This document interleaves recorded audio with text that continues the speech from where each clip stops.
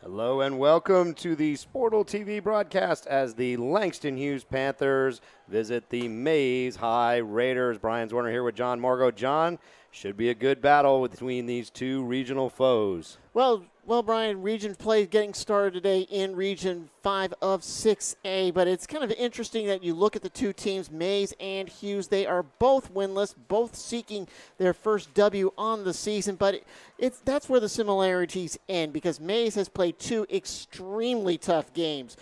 Coach Nikita Battle definitely wants to give his squad good challenges heading into the region schedule. And you just got to look at who they played. In the Corky Kell Classic, the last game of the Corky Kell Classic, Mays lost to Norcross 42-26. And then 2 weeks ago, right here as part of the Cam Newton Classic, which you were here for, I believe, Brian, they lost to Central High School of Alabama 42-18. They're out of Phoenix City. They're only the second-ranked team in their particular classification in Alabama. Now, turn around for Hughes. As I said, they are 0-2, but they've only scored 7 points in those two games. A shutout loss to Dutchtown, 31-0, and then just getting 7 points on the board against Mountain View, 27-7. So looking at this game, Mays seems to have their offense clicking. It's just their defense that has to pick up the slack, but really we're going to find out if that's just the competition. And for Hughes, they just got to get their offense going. Yeah, Mays was a high-scoring offensive power last year. They went 11-2. They lost their first game to Stockbridge, then went on an 11-game win streak before getting knocked out in the third round of the playoffs. And they put up, John, 38 points a game. So these early games here, they're still trying to find their offensive footing. They lost some key people. They're working some new folks in. And that's what they're dealing with. Now, Langston Hughes had a good season last year, too. They went 7-4, 5-3 in the region, came in third place. And they were putting up 24 points a game last year, but they lost some key players off to Division I football. Christian Royalson now at West Georgia, wide receiver Tony Jones over at Mercer. And they're looking for an offensive identity, and we're going to have to see if they can bring it out tonight because the Mays defense is a strong one.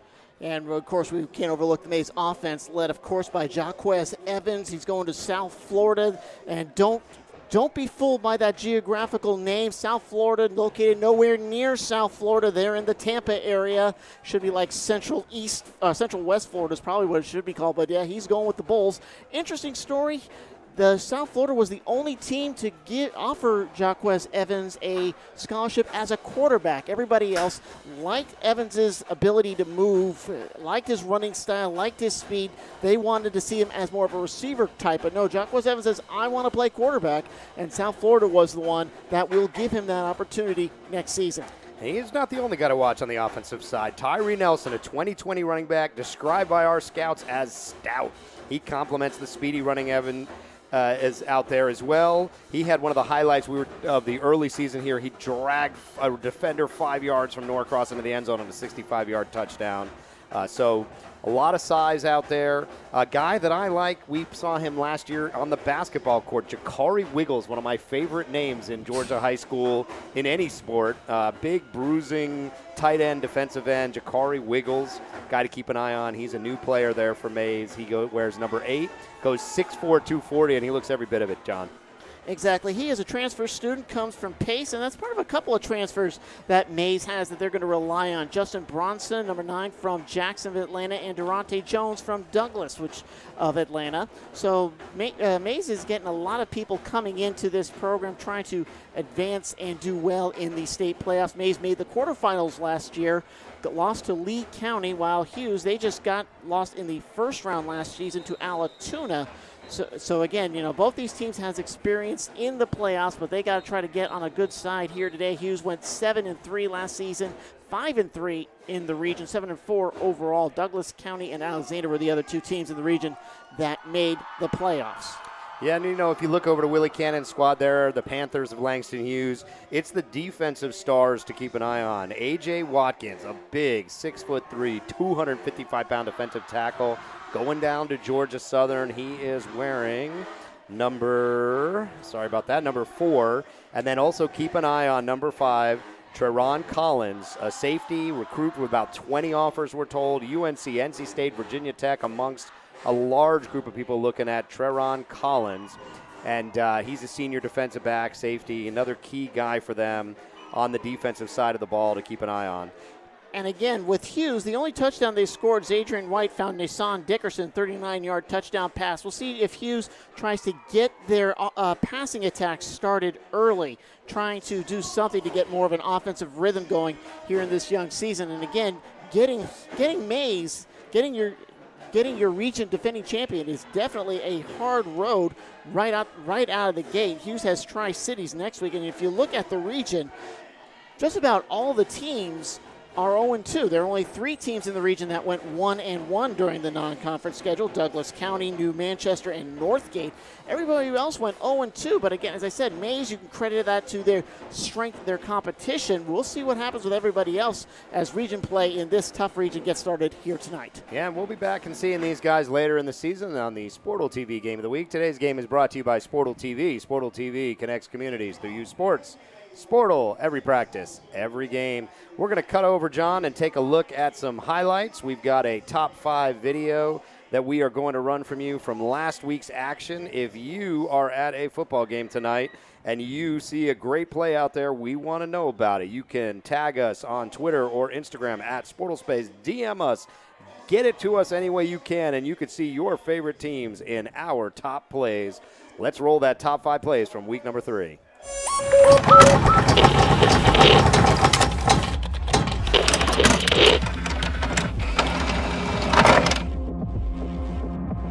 Top 5 this week starts with Centennial quarterback Max Brosmer throws up the fade route, sliding underneath Julian Nixon, the sophomore sensation, for 6.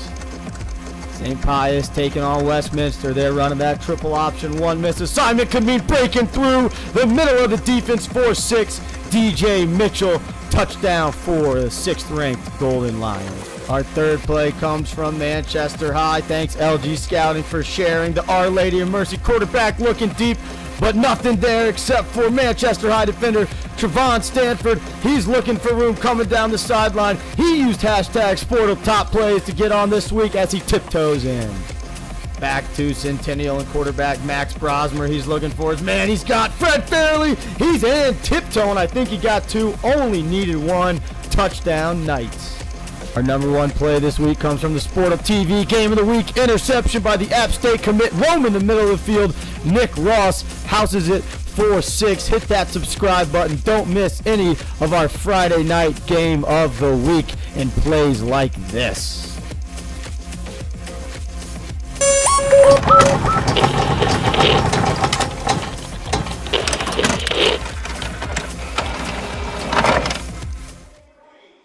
That was our top 5 plays of week number 3. We had a great one from the game we were at, John, last week. Nick Ross, App State commit for Kell with the pick 6. If you want to catch a play, if you catch a play on video that you think should be in our next week top 10, DM us or tag us on Twitter or Instagram, and you could see your favorite teams on the top 5 plays. John, we are joined, as always, by Hot 107.9 and the Dirty Boys. They are invading the best games this season with their Friday night highlights high school football tours powered by SportalTV.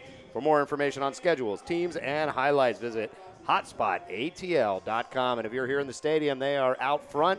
They got all kinds of cool giveaways and things. Meet the DJs and crew from Hot 107.9.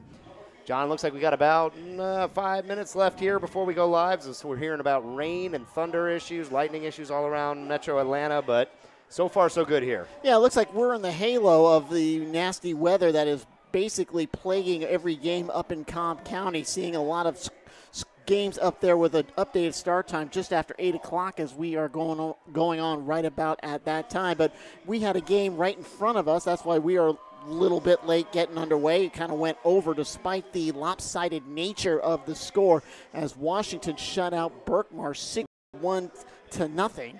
So that game is over. And even though they had the running clock, we're still a little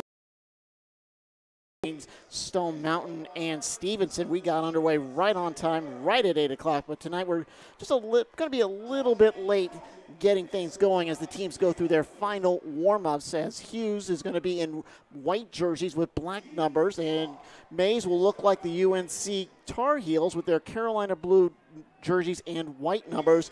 Definite improvement over last week, Brian, because, you know, Kell had the white jerseys with the red stencil, made life very difficult for us trying to pick out who was doing what. But, you know, we can tell when Nick Ross is doing something good because he definitely had that great game with that pick six. He also had a sack. They held the Trojans to negative yards in the second half. Definitely a strong outing for them. But right now, Kell, they're starting to reach. And I think Rome has already got that game in hand. It was 14-0. Tweet us your updates. Tweet us your high 7 days, and we pretty good consolation prize. Absolutely. Well, we'll be live here shortly. We got about 2 minutes here till game time. John talked a little bit about our prior games. We had last week Kell taking on Lassiter. It was a 29-3 pasting. The week before that, you can catch all of these on the SportalTV replay and the highlights as well. We had the week before that, we had a fantastic overtime game down in DeKalb County as Stevenson took on Southwest DeKalb. Southwest DeKalb beat them for the first time since 2004. So that was a lot of fun to see, John. In overtime, 21-14. And then, as you mentioned, we were here earlier, 12-8. Doesn't sound like a football score, but that's what we had.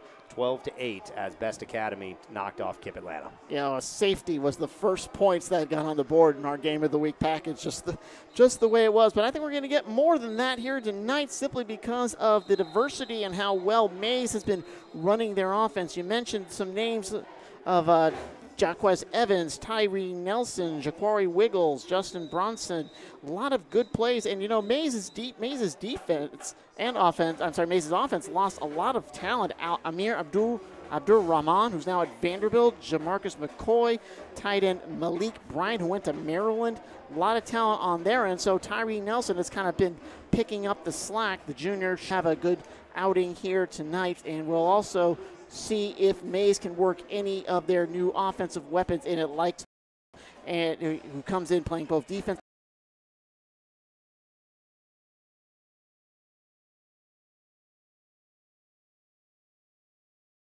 Absolutely, and you know, we were told also to keep an eye on the defensive side of the ball for Langston Hughes. We've been told that they're strong linebacking core, each putting up almost 10 tackles a game. Robinson, Parker, and Moss.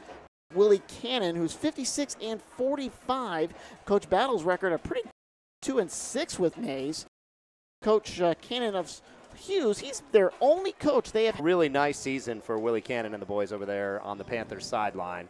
And we'll see. One of these teams is going to get things rolling, John, tonight. And this is a critical spot. Nobody wants to fall down 0-3 and 0-1 in the region. Yeah, we're going to see Hughes a little later on this season. I believe October 12th when they face Alexander. I believe we'll get the Panthers of Hughes back on the TV Game of the Week. I'm going to, judging by who's out there, I'm going to say that Hughes is probably, looks like they're going to receive this football to start things off, which probably means they're actually going to kick off. If I think one, it'll be the other. So again, yeah, we've got no indication up here, and we can't hear it through the loudspeaker if they've said it, but we will get it. You'll figure it out as soon as we see it on the field. Exactly, and your game time temperature here at Lakewood Stadium in South Atlanta, Georgia, or Lakewood Heights is the particular suburb that we are located. 80 degrees right now is your game time temperature. Again, we've got storms kind of all around us. We're in the halo, so hopefully we will stay blessed and get this ball game in. And I was right the first time. Hughes is going to receive, and Mays Raiders are going to kick off. And the Raiders, well, they're just now going to their sideline. Hughes is all ready to roll. They're ready. Mays still is going to have to go out and get in formation here, as Hughes is going to put one man back. And I can't quite get that number here. I'm trying to get through the glass of our press box area to get the gentleman's name, but we'll get that in a second. So Mays lines up, and they are about ready to kick off and get us underway. For Mays, kicking off, it'll be number 3, Jalen Dunson, listed as an athlete on the depth chart. Again, this is the first week of action in Region 5 of 6A. Of course, we'll update all scores as things go along here today. Again, Douglas County and Alexander, they are the other playoff teams. So the 1 and 3 in the region last year will go at it to start off. So A tough test for the Mays Raiders and the Hughes Panthers as we kick off this ball game on the SportalTV game of the week. 12 minutes on the clock. Dunson is ready, and we're underway. It's a pooch kick right down to the near sideline, and it's caught at the 18-yard line, and immediately stepping out of bounds, it's going to be Jahquez Parker, number 1, for the Raiders. Yeah, John, he was standing there right at the sideline, and I think he was trying to let that thing roll out of bounds to give him a little better starting field position, and it just didn't quite get the bounce he was hoping for. So they'll start pretty deep in their own territory. Kicking was a major issue when we were here earlier for Best and Kip Academy in week 1. A little bit better start there for the first kick here. Well, the ball will be placed, looks like at the 17 for Hughes. Again, they're going to go right to left across your computer screen here in quarter number 1. Hughes will put 2 on top, 1 at the bottom. The ball's on the near hash. It's going to be a shotgun formation for the quarterback, Zadrian White. And on the end around to the near side, it's a nice gain close to a first down. Parker, I'm sorry, that's number 9, Amani Bolston. He might have dropped the ball, but I think they're going to rule it down. And might be a first down at the 27. I think they're going to give Bolston the 10 yards he needs. Yeah, John, with the way this offense has been struggling for the Panthers, that's a good way to start the game off with a nice, good 9-yard, 10-yard run there, right there to get the offense rolling. So chains move, and Hughes gets a little better field position in this one. Again, they've split 2 up top, and the official's going to whistle the play dead. Well, Brian, you're hoping at this point in the season that teams got enough of a rhythm so we don't get these procedure penalties. It looks like it's a substitution. It must be somebody who's having to come out of the game for a moment there. And it looks like they substituted on the offensive line, and we're ready to roll. Yeah, Jacques Crawford exited. White calls for it, and it's another run. This one to number 16, Jaden Bolton. Bolton goes right up the gut, gets about 5. And that's the kind of run these guys need here, right? You just want to see a little bit of rhythm coming for this Panthers offense. And if they can pound some runs out and get things moving on the offensive side of the ball, take a little bit of pressure and give White the ability to kind of ease into this game. He hasn't thrown for much yardage or on only 1 touchdown so far this early season. They gave him 6, so it's 2nd down and 4. Another shotgun snap. This time he's flanked left and right. 1 on the right. That's going to be close to a first down.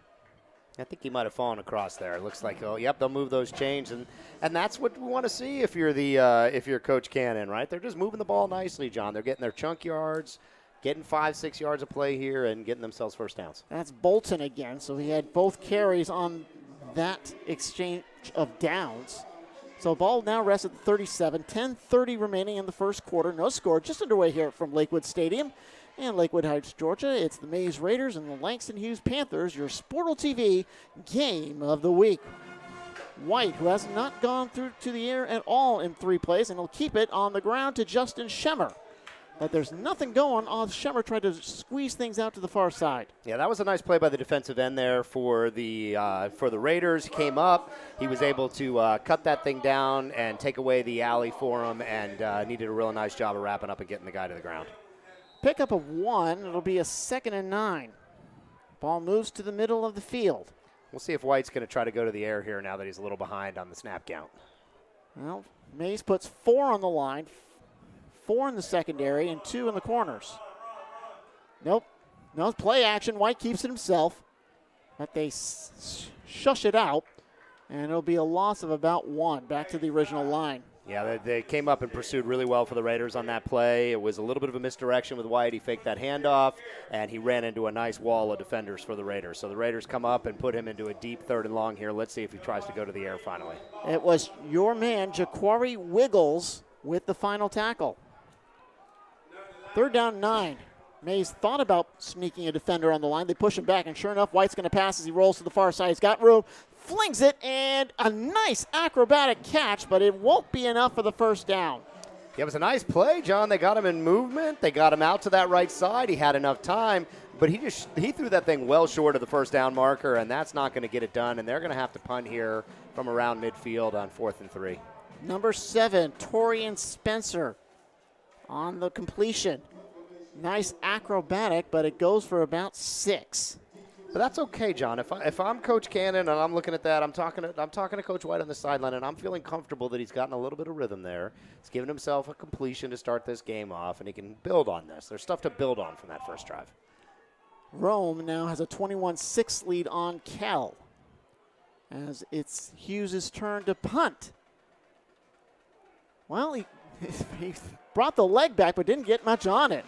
However, the ball will take a nice Hughes bounce. And Mays will take over 1st and 10 at their own 32 with 8:07 on the clock.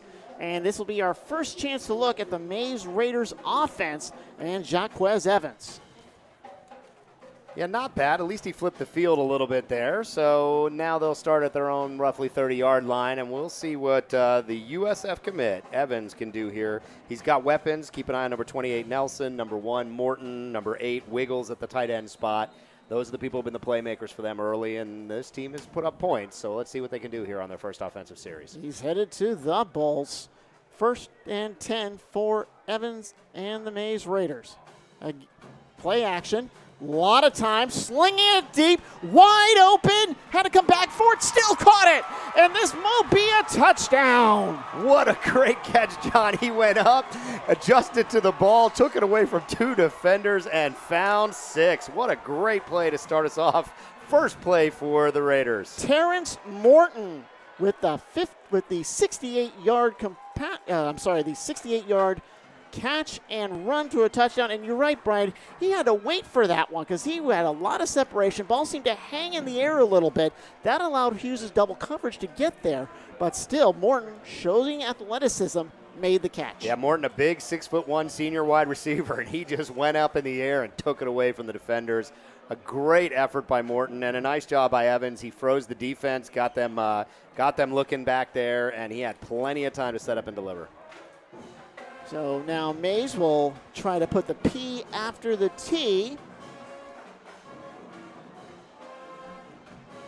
Waiting for the snap.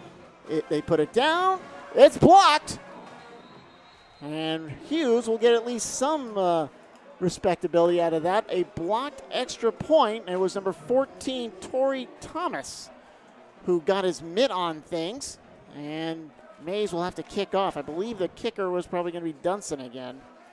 Yeah, they just didn't have the block in there, John. We were over here last time for Best and Kip, and neither of them even bothered to try kicking. At least we credit the Raiders for giving it a good roll, but they didn't have the blocking in place to get that one. But we roll back to that touchdown pass.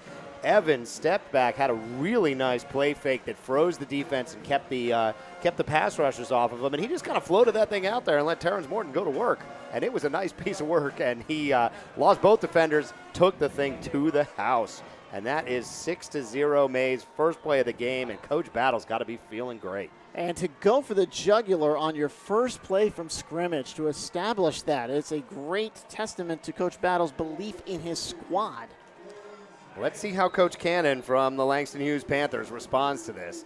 They had an okay first series. They got themselves 2 first downs on the ground, got behind in down and distance on this third one of that, and then really couldn't find any opportunity. It gets through the hands of a number 3. Rashad Wallace? Yeah, Rashad Wallace. There's a flag. And we'll see what happens with that flag. Probably a block in the back as Wallace tried to get it on the ground, but you know that's a very tough order.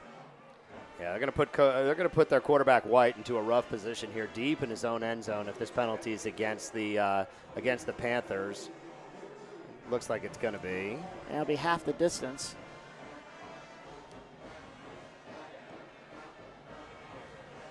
Still waiting for the call on the field down there. Exactly. We got 7:41 remaining in the first quarter. Mays draws first blood with a 6-0 score. They were unable to get the extra point home. We'll see what that does to Coach Battle's philosophy going forward. Yeah, that call does go against the Panthers, and they're going to start this thing off right about the 5-yard line. So, giving up the long touchdown pass, one play, 70-yard touchdown, 69-yard touchdown, and now they're going to back up into their own end zone. White's going to go to work here. Number 6, quarterback White's going to go to work from the 5-yard line. So White at his 5, even though he's standing on his 1. He gets it, goes into the end zone, throws on a slant route. It's complete. That'll be close to a first down at about the 13. And the receiver, number 10, that is Alex Butts. A nice safe pass there, John. Just a nice safe pass. Let White establish a little bit of rhythm. This offense has struggled in the first 2 weeks. Give him these nice, easy passes. He had a rollout pass on the first passing attempt, and now this nice slant, and here he goes back to work now on second down and short. He's got it backs left and right. They blitz. But the person coming on the blitz misses the man. That's going to get close to the first down. I believe they went to, number 11. That is Nassan Dickerson. Yeah, Dickerson with a nice carry there, and they'll move the chains. That's a good first down, and those are the kind of things you want to do. You want to keep White out of these second and longs, third and longs, give him the opportunity to complete shorter passes. The Mays defense is coming with some heat, John. They are, especially with that blitz from around the end. First and 10 from the 16, 6:43 on the clock. White will have a single backfield. It looks like he got an extra tight end or a blocker. Looks like Parker's going to come from one end of the line to the other. Let's see if they decide to go a short route with Parker. No, Parker's there as a blocker trying to get some room for Jaden Bolton. Yeah, John, they brought AJ Watkins, their big defensive lineman, in there, and he mauled the defensive end and gave him a little bit of a running lane there because, wow, did he come big and strong. He hit one guy, pancaked him to the ground, and then worked to find somebody else deeper in the secondary to put a body on. Keep an eye on number 4 when he is in there. He is a load. They're using him as almost like a tight end or an H-back. So it'll be second down and about 7 from the 19. Bolton with 3 carries so far in the early going. That might be number 4, but Mays is right there. Yeah, that time Watkins was over there, number 4 in white for the Panthers, and he missed the assignment. That was his assignment. It was the linebacker blitzing off the left end, and Watkins didn't see it. And he wasn't able to get a hand on him, and that just blew that play up. It went for no gain, so it'll be 3rd and medium, 3rd and about 7 for Hughes, trying to get some these are the positions you want to leave White out of. You don't want to put the pressure on him to have to make these throws behind in this down and distance. 3rd and 7. He's already got 2 completions for 13 yards. Seems good on the intermediate routes. Goes back. Here comes the rush. But they're able to anticipate. That's a first down completion to Dickerson. Yeah, no, that was a great individual effort by White. White froze the defensive end by faking that he was going to run. The defensive end just sort of stood there, John, and he found his man downfield. He was able to get his eyes up, take his eyes off that defender that was coming at him after he froze him, and he nailed it. That was a nice play, really nice play by White. That was Butts, and Butts has now 2 completions for 20 yards and a first down at the 32. 3 to the near side, 1 up top. Boy, I think Mays is going to come with a blitz. Sure enough. Oh, that was tough. You saw it. I saw it. I think everyone in the stands saw it. They pushed all their corners up into press coverage to take away the quick out if he was trying to get there. And they brought a heavy-duty run blitz off both sides and just blew that play up in the backfield. And now they're again behind in that down and distance, 2nd and long. Tough position they're putting White in. That was Brandon Potts, who cheated in on the near side of the line. 2nd down and 11, 4:16 on the clock. Mays up 6-0 on Langston Hughes. It's a low snap. Here comes the blitz. Gets out of 1, gets out of 2. Now they're trying to make something positive happen, but back to the original line. Oh, White was in all kinds of trouble there. The blitz was coming off this right side. He came unblocked at the quarterback. Made the first guy miss, but there was just too much pursuit. He was in all kinds of trouble right from the get-go. And now here we go. White's back in this 3rd and long situation that Coach Cannon's got to try to keep this quarterback out of. 3rd down and 11. Lost 1. Yeah, that's going to give Mays another chance to pin their ears back and come after the QB hard. Well, it looks like they're going back into coverage. I don't see a rush. Low snap. And White's just got a fall on it. Yeah, this offense just hasn't clicked yet this season. The Panthers offense, they've struggled to put points on the board. They've only managed to score 7 points in 2 games.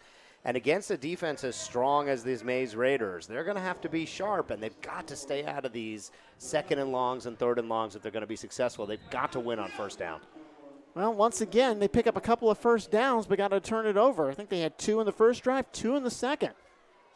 Mays on offense, 1 play, 69 yards and a touchdown. Let's see what they do for an encore. Well, they don't. Oh, there's the return man. And it's going to be caught in pretty good field position at the 42. That was Terrence Morton, who already had that touchdown. Oh, based on those first 2 punts, they may have to seriously consider whether it's even worth punting when these balls are barely going 10 yards in the air. Today's game is brought to you by SportalTV. SportalTV connects communities through youth sports. SportalTV, every practice, every game. Back to live action here. As Mays gets ready for their second offensive possession and basically their second offensive play from scrimmage. Evans, who showed off his arm on that first one. In shotgun, this time he's going to be this time it will be a handoff and a rush. Nothing doing for that one. Yeah, nice downhill movement by the linebacker there. Came right up, bashed his way into the hole, and blew that play up before a chance to get moving. We'll set second and long now. I think that was Zaire Thornton. No, wait a minute, number 42, I think that was. Yeah. So Thornton on the rush. Doesn't get anything. Second and 10. Another rush to the far side. Turning upfield, getting a couple is Savion McIntyre. McIntyre will pick up maybe 5. It'll be third down. Call it 6. And that's not going to scare Evans. Evans has got nice running ability. He can create opportunities with his legs, and he can get out of the pocket and throw the dime. So let's see how they try to attack this defense in 3rd and 5, 3rd and 6. 3rd down and 6 on the far hash. Swing pass in the backfield. Coming in is Morton. He's got it. He's got to get to the 32, but there's a lot of white jerseys there. He cuts upfield. He'll get there. It's a first down at the 31, but we got a late flag. It was a nice play by Morton, John. He was gobbled up by the defense. They couldn't get him to the ground. He just kept his feet moving and managed to get the first down, but I think this might be coming back on a hold. Well, it was a late flag right at the end of the play. As the officials talk it over, we've got a $1:41 on the clock. Yeah, I see the Raiders kind of trotting backwards. It's going against them. It is. I saw the pointed arm, but I didn't see the actual foul call there. There it is, holding. Yep. And that's going to put him in 3rd and a long way. Well, 3rd and 10, so the hold occurred right at the end of the play and right near Morton. So they'll redo the down on this 3rd. Now, Morton, I think he split up at the top of your screen. So watch where Evans goes. They're going to go it's basically a mirror play. And it's Morton, but he won't get there. Basically, what I like to call a mirror play. Instead of going to the bottom, they went to the top on the same exact route. Yeah, not a bad play. Got a lot of those yards back and puts them in a position where I think from here there's really not a lot of downside for going for it for Coach Battle. And I think maybe they are bringing the punter onto the field. I wouldn't mind seeing him go for it here on 4th and 3 inside the 40. Now they're going to go here. Yeah, they're going to go on that. Got 6 yards. Yeah, Evans still in there at quarterback. 2 on the near side, 1 up top. He's in the backfield with 2 other Raiders. Nice throw into coverage and complete. Oh, I love the way Evans did that. Evans faked the handoff. Again, he did that on that first touchdown play, and he just hit the guy right on the slant. Easy first down. Nice pitch and catch for the Raiders. I believe it was Justin Bronson, number 9. Gets the carry and the first down pickup of about 9. 4 for 4 for Jahquez Evans. Now another rush. This to McIntyre. McIntyre will get 2 to the 25. Yeah, John, hearing from our man on the field, Chuck Jones, that Gene Charles, the senior defensive back for the Hughes Panthers, out with an elbow injury. He said he would have been the guy who would have been in coverage on Morton on that first strike that went for a touchdown. Gene Charles out with an elbow injury. Key loss in the defensive backfield that hurt him on that touchdown play by Morton. First quarter winding down. We'll see if Mays gets it off. 2-1. They get it right at the buzzer. And Evans is trying to scramble, and he'll get nothing. Losing 1. That's the end of the first quarter, a quarter that really Mays has been in control. They've played very nice defense. They've really bottled them up, and they've got the one strike here, the 69-yard touchdown pass from Evans to Morton. Today's game is brought to you by SportalTV. The SportalTV YouTube channel has the best live broadcasts, highlights, and features on high school sports. Subscribe now to SportalTV on YouTube. Hit that subscribe button. John, you alluded to it earlier. Next week, we will be live for a big-time battle of Class 7A powerhouses. The Grayson Rams visiting, have the most top-level Division I talent of any team in the state. They visit the Westlake Lions in a game you do not want to miss. Join us live 7:30 p.m. Friday, September 14th. SportalTV on YouTube. Unfortunately, I will be missing that game, irony of ironies. But again, I'll be back here 2 weeks as we see Cedar Grove taking on Lovett. We're going to get a lot of talent back-to-back weeks here on the SportalTV Game of the Week. Of course, Jaden Hazelwood put on a show on ESPN in that matchup over against Hewitt Trussville of Alabama. Great matchup that the boys from Cedar Grove actually won that game. And Cedar Grove taking on McEachern tonight in a game that was delayed by the weather, but I think they're getting it underway right about now as we start our second quarter of action with Mays ahead 6-0, and they're driving here with this third down play, however. Evans pumps. Here comes the rush. Evans goes down. And a late flag. That was Crawford on the tackle. He did a great job. He shed the blocker, found himself one-on-one with Evans, and just dragged him to the ground. But, John, that might be a horse collar or something along those lines. Well, it probably will be unsportsmanlike conduct on Crawford. That's the only thing that can be with that late flag. Just a matter of... Well, the Raiders are kind of moving backwards a little bit, so I'm not so sure. Oh, no, there we go. It's going against the Panthers. Yep, Crawford gets the infraction. Not enough for a first down, though. Well, so it must have been an inadvertent face mask. That's about the only thing I can think of. So it'd be about a 5-yard penalty. So they'll redo the down, and I think they'll basically redo the play because I think that's where they were the first time, back at the 24. Yeah, we're not getting the calls from the announcer booth. We're a little bit too far away to hear them. So here we go. The ironic thing is the announcer booth's right next door. There's a ball on the turf. And McIntyre has to fall. They're saying that the Panthers got that one. That's going to be Panthers ball. All right, good play for the Panthers. I thought I saw Crawford fall on it, but you never know what happens in that scrum underneath the pile. Hughes comes up with it. Didn't see who actually got the ball for the Panthers, but a big break for Langston Hughes with 11:31 remaining until halftime. Yeah, the Raiders were really driving well. They had that 69-yard touchdown on their first offensive play. They had moved nicely down the field here and were setting up inside the 30. And lo and behold, now it's Langston Hughes' ball. Well, Hughes in their third offensive series of the ball game, they're able to get 2 first downs on the first two. Let's see what they do here on number 3. Man in motion. That's Butts. White calls for it. He's looking deep. No, do a sideline route. Bobble, but it is complete. Pushed out of bounds near the 40. And that's a good play, John, right? They sent the receivers down the field. They had good blocking in place, and that kind of opened it up for that little swing route to the running back there. And that's a nice, safe play. It's the kind of plays that White's going to have if he's going to build his confidence and find ways to take down this Mays defense. That was the true freshman, Antonio Martin.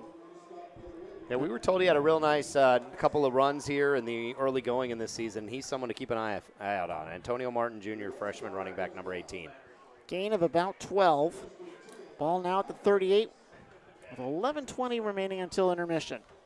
Mays 6, Hughes nothing, but they're looking to change that. Again, that's another first down for the Panthers. They're 5th of the ball game. 2 on each side. White calls for it on the draw. And there's no room on that near side. Yeah, that play was going nowhere from the get-go, and this is the stuff we've been talking about. They got to stay out of these second and longs, these third and longs. They need to win first down if this offense is going to get some momentum and move the ball down the field.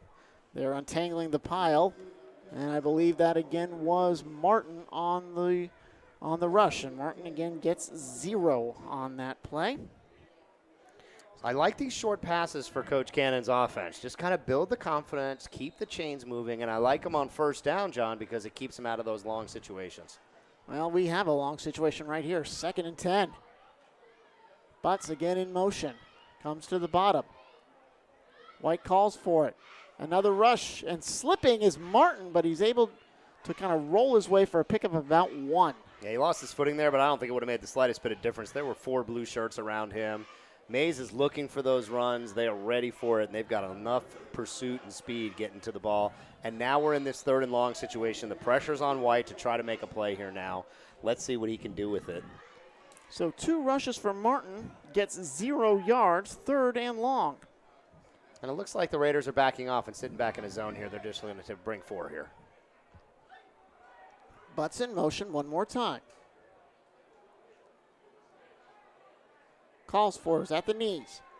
Flush from the pocket. Got room to the 41. Down at the 43. It'll be 4th down. Just too much speed from the Raiders ends, the Raiders defensive line. They're getting easily into the backfield, breaking down that pocket. White tries to scramble and make something happen, but there's just nothing there for him. And they're going to have to punt, and John, punting has been a challenge. Last punt only netted about 10, 12 yards.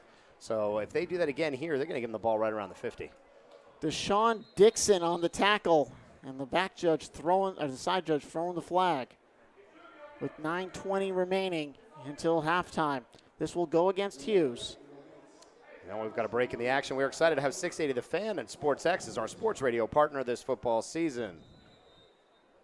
We're going to go back to live action. We'll tell you a little bit more about the 680 The Fan in a moment. Live, yes, we get ready for our next punt. This time, Hughes only got 1 first down. And it's bobbled. Going to have to get rid of it. No, he's going to try to run it to the near side, loping to the 40, slides down there and stopped. Yeah, big hit came at the end of that one, and they're going to set up this Raiders offense inside the 40, about where they turn it over on the punt. Torrey Thomas couldn't get rid of it, and Tavarius Carswell applies the stop at the end, and a great field position for the Raiders with 9:06 to go. Yeah, while they line up, we'll tell you a little bit about our sports radio partner, 680 The Fan and SportsX. No, we won't, because they're going to roll it quick.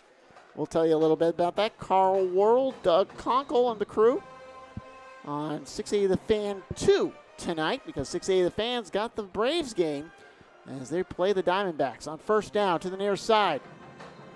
And it's McIntyre. And McIntyre will get 1 before being stopped. Looks like it was Treron Collins, number 5 on the tackle. Yeah, Collins, we said earlier, sitting on about 20 offers. UNC, NC State, Virginia Tech. He is a talent. He is a high D1 talent. Somebody will be looking to hear about where he ends up playing at the next level. 2nd down and about 9. Actually, I think the ball was placed back at the original line of scrimmage, so 2nd and 10. Evans moves McIntyre and McIntyre and Dunson around him. Now Dunson goes out in motion. Let's see if they go to Dunson. Now looking to the near side, and Evans is trying to move around. He'll get a couple for being down at the 35. Yeah, John, I think he took off a little early on that play. The protection wasn't great, but it was there, and it looked like it was holding, and it was going to stay for him. And he had the opportunity, I think, to sit in that pocket just a little bit longer and see if one of his receivers could shake open. Well, I think he was looking for Dunson to cut across. Yeah, never really got him there, but there were opportunities down the field if he could have stayed in that pocket just a teeny bit longer. Now we got 3rd and 6. 3rd down and 6. McIntyre is to Evans's left, 3 at the top, and 1 at the bottom. Your receiver at the bottom, Zaire Thornton, number 12, and we got a timeout on the field with 7:39 remaining until halftime. Mays still with that 6-0 lead on Langston Hughes. Yeah, we are excited to have 680 The Fan and SportsX as our sports radio partner for the football season. They broadcast a great high school football game each week. Next Friday at 7:30 p.m., they'll bring you the heavyweight battle from Class 4A as number 6 ranked St. Pius visits number 4 ranked Marist. You can listen live to this game on SportsX on your radio at 106.3 FM or 12:30 a.m. or the SportsX and 680 The Fan mobile apps. They are live tonight at Grayson versus Marietta. You can catch that on the radio. Or if you're looking for a video roll on that, we've got one of our reporters live there tonight. You can follow at SportalSpace on Twitter and catch video highlights while you're listening to it on 680 The Fan and SportsX. I graduated from Marist, as a matter of fact. We were over at Marist last week for a volleyball game. They are the defending 4A champions in volleyball. They have a fantastic University of Michigan commit, Jackie Boney. She was spectacular as they beat Class 4A semifinalists from last season, Woodward, in a great volleyball match. You can catch that on the SportalTV channel under game broadcasts. All right, we're back to live action after the timeout by the Raiders. They have 2 left. First timeout taken by either squad here in this contest. As Jahquez Evans sits in the shotgun. Scott McIntyre to his left. Same formation, looking to the near side. Here comes the pressure. Steps up, moves to his right. Somebody loses a helmet, slides at the 32. And this is going to put them in a 4th and short situation where they're going to keep the offense on the field here at the 30-yard line. It looks like they're going to try to go kind of quick.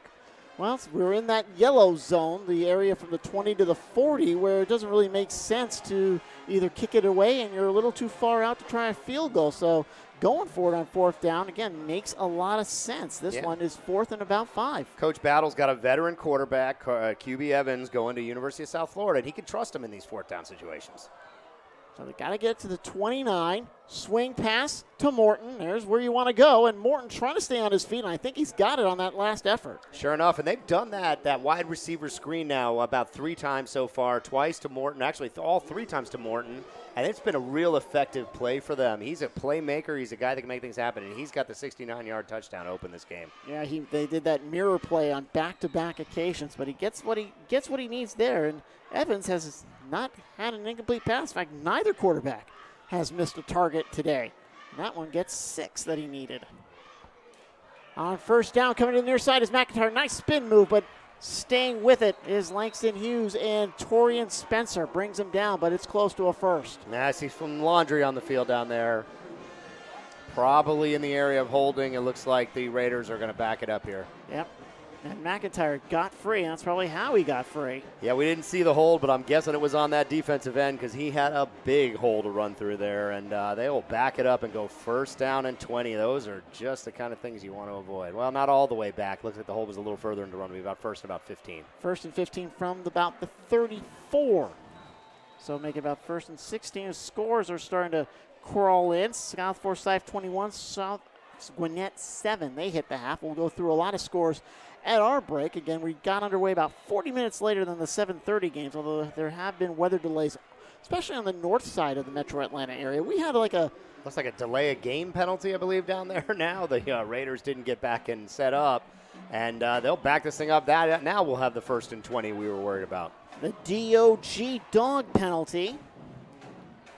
And it's going to be back to the 38. So, again, as you mentioned, Brian, 1st down and 20. We had a little sprinkle here when I arrived about 5 o'clock, but the big pyrotechnics have stayed away, and we hope they can stay away for about 2 more hours and get this game in. On 1st down, Evans goes to McIntyre, who's been pretty much his workhorse back. Nothing doing. And there's Crawford again, number 50, getting up after making the tackle. Yeah, he didn't make our pregame stat sheet as a guy there, but, man, he is eating it up. He's played really well. Number 50, offensive and defensive lineman, Jahquez Crawford. Had a real nice start to this game for the Panthers, and it's getting loud from the bands out there, John. He is a senior, Crawford, definitely making a name for himself in this contest. 2nd down and 20. Let's see where Morton is and whether or not Evans is going to find him there. Well, there it is. That's not Morton, that's Dunson. But the same route, Dunson will get to the 31. Actually, I thought he was going to get to the 30, but they're not going to give him that. They'll give him the 31. Still pick up a 7. And it'll be 3rd and 11. Yeah, the Raiders clearly see something in the way the Panthers are backing off these receivers, and this is going to force Coach Cannon to decide, does he want to bring his DBs up into press coverage, take away some of these screen plays, and if he does, what's he giving up over the top? So it's going to be a tough decision to make. Does Cannon keep letting these wide receiver screens happen, or does he roll the DBs up on him? Well, McIntyre now on Evans' right. It's 3rd down. Make it 13. And pick up of 7. And we'll see if Hughes was drawn offside. Oh, Evans is clapping. He thinks he got him. It sure looks like they're going to back him up. Looked like both ends. When you get both ends, you know you did something right. Yeah, we can't hear the hard count from up here, but it was sure coming because Evans started clapping his hands the second those flags came out and the whistles were blowing. It was DeAndre Moss on the near side, number 8. And they're still giving him this huge cushion. I look down there and I see 8-10 yards off the line of scrimmage for these DBs. That wide receiver screen looks like a good option again.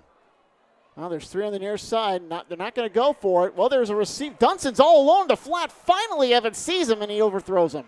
Oh, John, we both saw it. He was standing there by himself. Evans was looking the other way and a little bit further downfield, but Dunston was just sitting there by himself. And if he had seen him a little earlier in that play, I think he easily gets the first down. But they look like they're lined up to still go for this. This would be a long field goal based on what we saw, and they had that extra point blocked earlier in this game. So I think they're going to go for it here. Yeah, it'd be about a 43, 44-yarder maybe a 41-yarder, but they are going to go for it.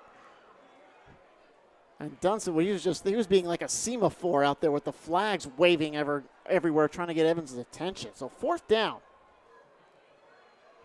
Clock at 4:32. Clock stopped at 4:32. Now Evans is ready. He's got his play. Here comes the pocket. Here comes the pressure. He's flushed.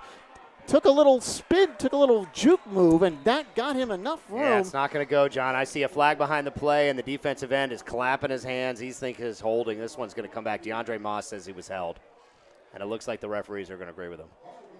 Yep, sure enough, that one is coming back. It is. Oh, no, wait a minute. He did not get the first down, and that penalty is declined. Yeah, because it was 4th down. Yeah, he didn't make it, so that's going to be Panthers ball, and the defense holds up. So Hughes gets the turnover on downs, and they're back to work with 4:21 remaining. Yeah, we are joined tonight by Hot 107.9 and the Dirty Boys. They are invading the best games this season with their Friday Night Highlights High School Football Tour powered by SportalTV. For more information on scheduled teams, highlights, visit hotspotatl.com. Again, this is our second visit to Lakewood Stadium, and they are in the same spot they were last time we were here. Right down to our left, we moved over a little bit, giving you great views. On 1st down, White, he's flushed. He's got to come to the near side. Now he throws, and it's almost complete. Had his man, had him open. Got a penalty flag behind. It looks like it's going to be a late hit on the quarterback, and that's going to give him the first down. He was looking for Demarius White, number 25, but the late hit. Sure enough, personal foul there.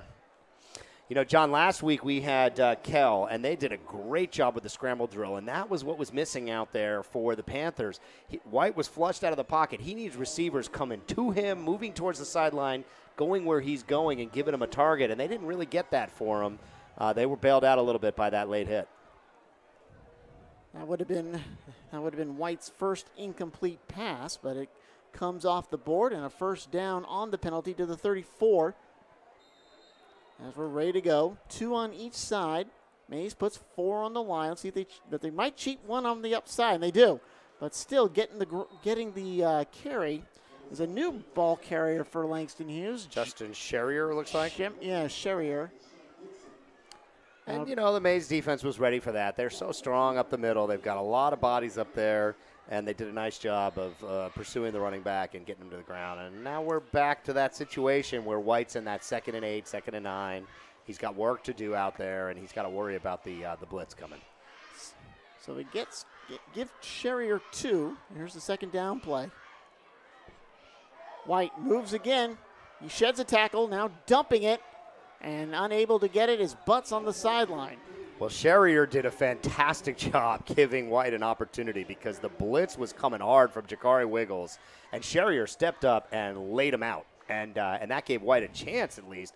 But I think White was just a little too flush there, John, and he threw that thing right over the head of his receiver because he had a good chance to make a first down there.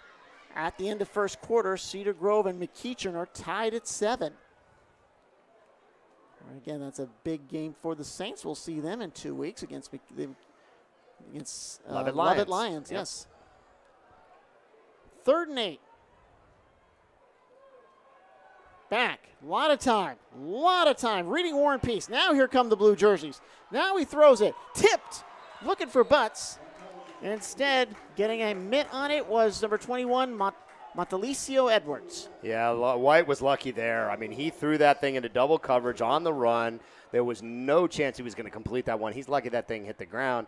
And frankly, with the way the punting's been going for the Panthers, it might have been better off if he picked it off and went out of bounds because I'm not sure they're going to net the 15, 20 yards they would have if he'd picked it off. Now Hughes has had interesting punting here today. And back to kick this one is Amir Jackson, number 24. He gets it off, though. It's a pretty decent one. Calling for the fair catch is Mays at the 42. Well, decent's a matter of comparison to prior punts. They'll at least start on the wrong side of the 50 for the first time in a while. If you want to see your favorite team on our Top Plays video, send us your best highlights via Twitter or DM or tag at SportalSpace, and you might be on SportalTV. Today's game is brought to you by Sportal. Sportals connects communities through youth sports. Sportal, every practice, every game. Mays with a 6-0 lead on Hughes in the region opener. Yeah, John, it felt like Mays has really controlled the game offensively, but they've only got the one touchdown on the 69-yard play, their very first play from offense. Yeah, drive is bottled down in the yellow zone. Screen pass to McIntyre. He can't hold on.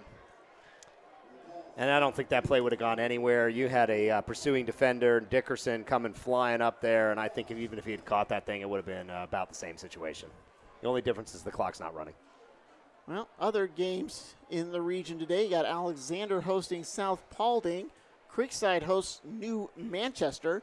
Northgate visits Douglas County, and those are going to be an interesting one. That's the two 1-1 teams in this region. And we'll have Alexander against Langston Hughes later in the game of the week. On 2nd down and 10, up the middle, and nothing there. Yeah, he ran right into a pack of defenders. That was a design draw the whole way on 2nd down, and now we'll set up 3rd and about 6 or 7 here. And the other game, it looks like it's well, actually, I think that's it. South Paulding and Alexander, because I think a couple teams are off today. 3rd down and about 7. Ball at the 45. Coming in motion, setting up in the slot on the near side is Dunson. High snap. Evans steps up. Now he's got to move, and he's going to get sacked. Loses 1. As dragging him down is Antonio Watkins, AJ Watkins. Yeah, I think we're going to see the punting unit for the first time here for the Raiders. They had gone for it on 4th down every other opportunity, and now they're going to have to bring out the punting unit. We'll see what they can do with this. They had one kick. It was an extra point right off the bat, and it was blocked. So we will see if the punter has a little bit more luck here. It's been an adventure punting for the Langston Hughes Panthers tonight. So, again, seeing what Mays can do. Back deep for Hughes. Believe that's Roderick Jones, number 15. Actually, you know what? It's Jaden Bolton, number 16. That's who that is. And he's going to wait the punt from Morton. High, end over end. Going to let it bounce. And picking up after a couple bounces is Bolton. And he's immediately swarmed by some Carolina blue jerseys. Yeah, he was gobbled up. He had nowhere to go. Trying to see if we can see some scores. It looks like we have someone over at the Blessed Trinity game against Benedictine. That one's delayed due to lightning as well. Cobb County seeing a lot of it. Sequoia Chiefs taking on Dalton. Also back to the locker rooms for lightning. So lightning hitting things up. But Jaden Hazelwood with a touchdown. Oh, sorry, Jaden Hazelwood with a pass, setting up a touchdown run by Robert Jones for McEachern. They tied it up at 7-7 over there. Cedar Grove tying it up against McEachern. We got a $1:14 remaining. Marist 14, Westminster 0. Halfway through the second period of that one. Mary Persons demolishing Lovett 45-14. On 1st down, on the roll is White. He's got a man, and a nice catch by number 10, Butts. What a great play. White was being pursued, but there's a flag down behind the play. And I don't know. That might be holding. Let's see what the referees say back there. Pass interference on either Butts or number 4, Omari Drake. No, it's going to be holding on the offensive line. It's coming all the way back. And that was the best play that we've seen so far tonight out of the quarterback, White. He avoided the rush. Wiggles was coming hard. He has lived in the backfield the whole night, and they held him. So they'll get nothing for the effort. They will, and they'll get a penalty on top of that. Backs it up almost to the 10. I think that is where it's going to be placed. So that's how White got the extra time he needed. 1:07 on the clock. Yeah, if I'm Coach Cannon now for the Panthers, I'm thinking let's run this clock out with 1 minute left. You're only down 6-0. You're right in this game. There is no need to take unnecessary chances. Mays will get the ball to start the 3rd quarter. White hands it off to Bolton. And nothing doing on that end. Now let's see if the Raiders try to call some timeouts here and get the ball back. They've got 2 remaining. It looks like they're going to let this clock run. Yeah, probably simply because, as I meant, they're going to get the ball. They're going to get the ball back anyways. Exactly. And, if they stopped him here, I don't know. They'd get this ball run. The way that the punting has gone for the Panthers, I might be taking some chances if I was Coach Battle. I might take these timeouts and see what I can make them do. But I guess with only 2 timeouts, I got very little to work with here. This clock's going to run pretty well low anyways. Yeah, Grayson over Marietta, 17-0. Again, we have a correspondent out there. And you can catch sports writer Rob, better known as Robert Grubbs, providing updates for us. And here on the last play, another rush. Looks like Brandon Potts coming in from that outside linebacker spot blew that play up. That may do it. Stick with us at halftime. We believe we'll have a couple of guests, some of the administrators, athletic directors, and such from the Raiders and the Panthers. So stick with us for halftime. We've got some great content for you. So we are excited to do that. John, it's been a low score in this game. Apparently, when we come to Lakewood, the scores are low. It was 12-8 when we had Best Academy taking on Kip in week 1, and now it's 6-0, the lone touchdown. A beautiful 69-yard strike from Evans to Morton, and since then, the offense has really stalled out for the Raiders. Yeah, they get it down into the 20-40, and they've turned the ball over twice. They fumble that Hughes recovered, and then Hughes with the turnover on downs. So, again, Mays gets there, and they just can't go, and Hughes, well, they can't get there. They've only had 1 or 2 first downs each drive, and as said it at the outset, Hughes with only 1 touchdown in actually 1 score in now 10 quarters of action.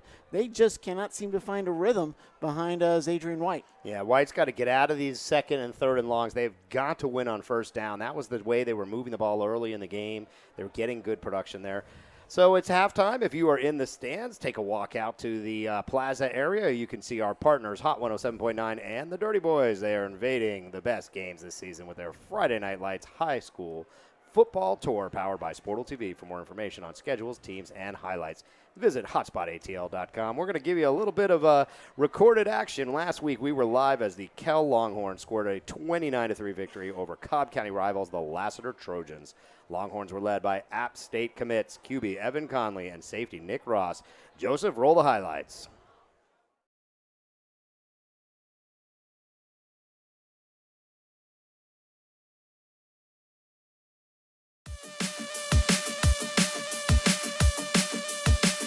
Lucky 13. And a direct snap to Storm. He's going to take it up the far side. Scott Room goes on the sideline. He's at the 50. He's at the 40. Trying to cut up field, and he's going to be brought down at the 25-yard line. First and goal. This will be Zakaris. And the ball's on the loose. Ball's on the loose. I think Kell's got it. They sure do, yep. And the Kell defense comes up strong.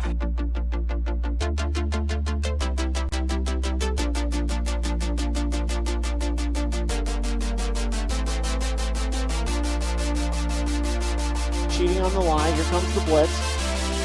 Throwing. And intercepted, and this is going to go to the house. Look out, he's gone. It's an interception and a touchdown for the Kell Longhorns. And that play goes the other way. It's Nick Ross. Conley got room going for it all. Nice route, and it's complete. Wow, what a great throw and catch. Put that thing right where the receiver needed it, and that's a touchdown as we just approach 2 minutes here. Puts the man in motion. Now spinning back. They're going out there. Here comes the rush. Oh, boy, he goes down hard. There was 3 white jerseys came untouched through the line. Now here comes the man in motion. And they fake, throwing it all, and in. Oh, my, what a hit. One more play after this. And now going for the end zone, wide open at the touchdown. Nice read by Conley. Storm, pocket collapses, running, drops the football, but it bounces right into his lap as he goes down. And that'll end the 3rd quarter. That one was from the center of the field. This one he's got to angle it a little bit. They put it down, he puts it up. Putting it through. Sure enough, look at that. 51 and 36. Rolling, stopping, going down. Oh, goodness gracious. He was left out there on his own, John. Center of the field, doesn't want to angle it. Go straight on, he does. And it's long enough, and I think it's good enough. Good, yes, sir. Wow, he's got a great leg. That's a real athlete. All what drove this game. It's been a lot of fun up here. Brian Warner here with John Morgo. You've been watching the SportalTV network.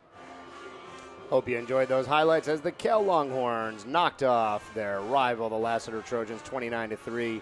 We are proud to have Anthony Flynn, CEO of the 100 Black Men of Atlanta, on our advisory board here at Sportal. The 100 is doing fantastic work with African American youth in Metro Atlanta. Take a look at this video and learn a little bit more about the impact they are having.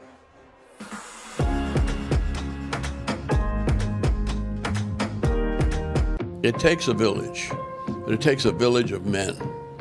And the 100 Black Men is a village of very good men, strong men that I'm proud to be associated with. Mentorship is the thing that we do that separates the 100 from many other organizations.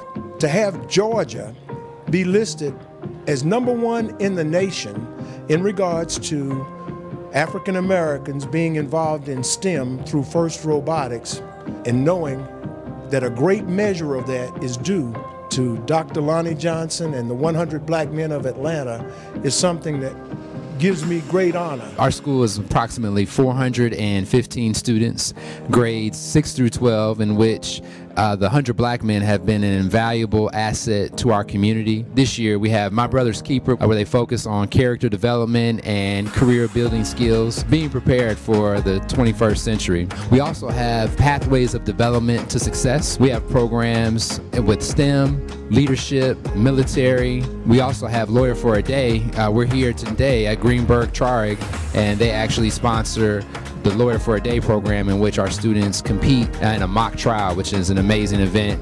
The 100 Scholars Robotics Alliance won the Peachtree District Qualifier event. We've also won the 2017 Excellence in Engineering Award and the 2016 Engineering Inspiration Award. Next to me, Adam Keys, who is going to Notre Dame because of the partnership with 100 Black Men, was able to participate in the Notre Dame Summer Scholars Program.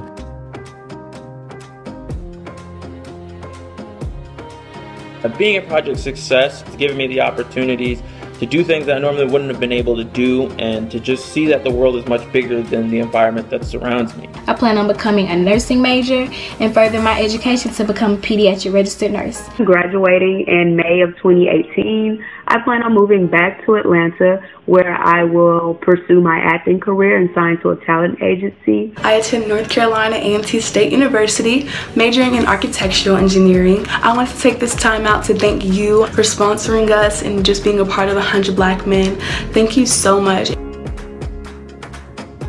The success of Atlanta's economy is the empowerment and the financial empowerment of an emerging black business class that organized into 100 Black Men. A new kind of leader, a new generation of leadership that takes responsibility for the children who don't have fathers, for the people who can't afford to go to college but who are very, very brilliant young people. We inspire the young people, we try to support them and make sure they can achieve their goals. What they see is what they'll be is our motto, and so the entire mentorship component of the 100, again, is the backbone of what we do. All we're trying to do is to give these kids exposure to something outside of their community.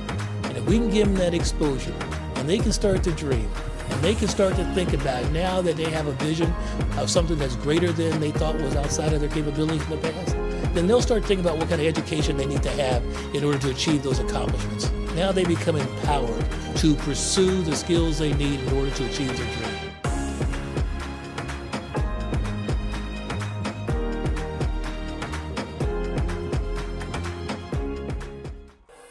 Hope you enjoyed that look at the 100 Black Men of Atlanta and the great work they are doing for African American youth in the Metro Atlanta area. We are proud to have Anthony Flynn, the CEO of the 100, on our advisory board here at Sportal.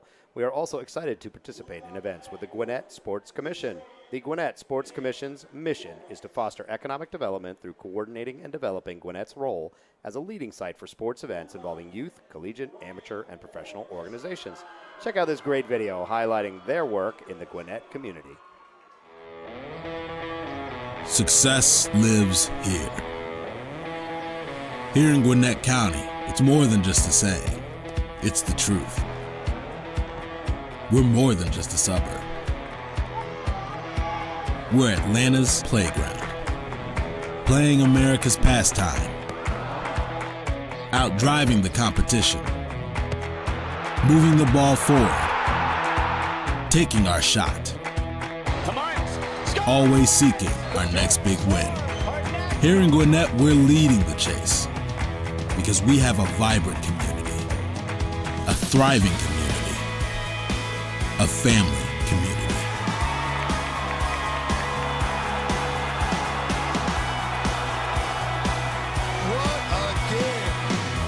Welcome to Gwinnett. Get in the game.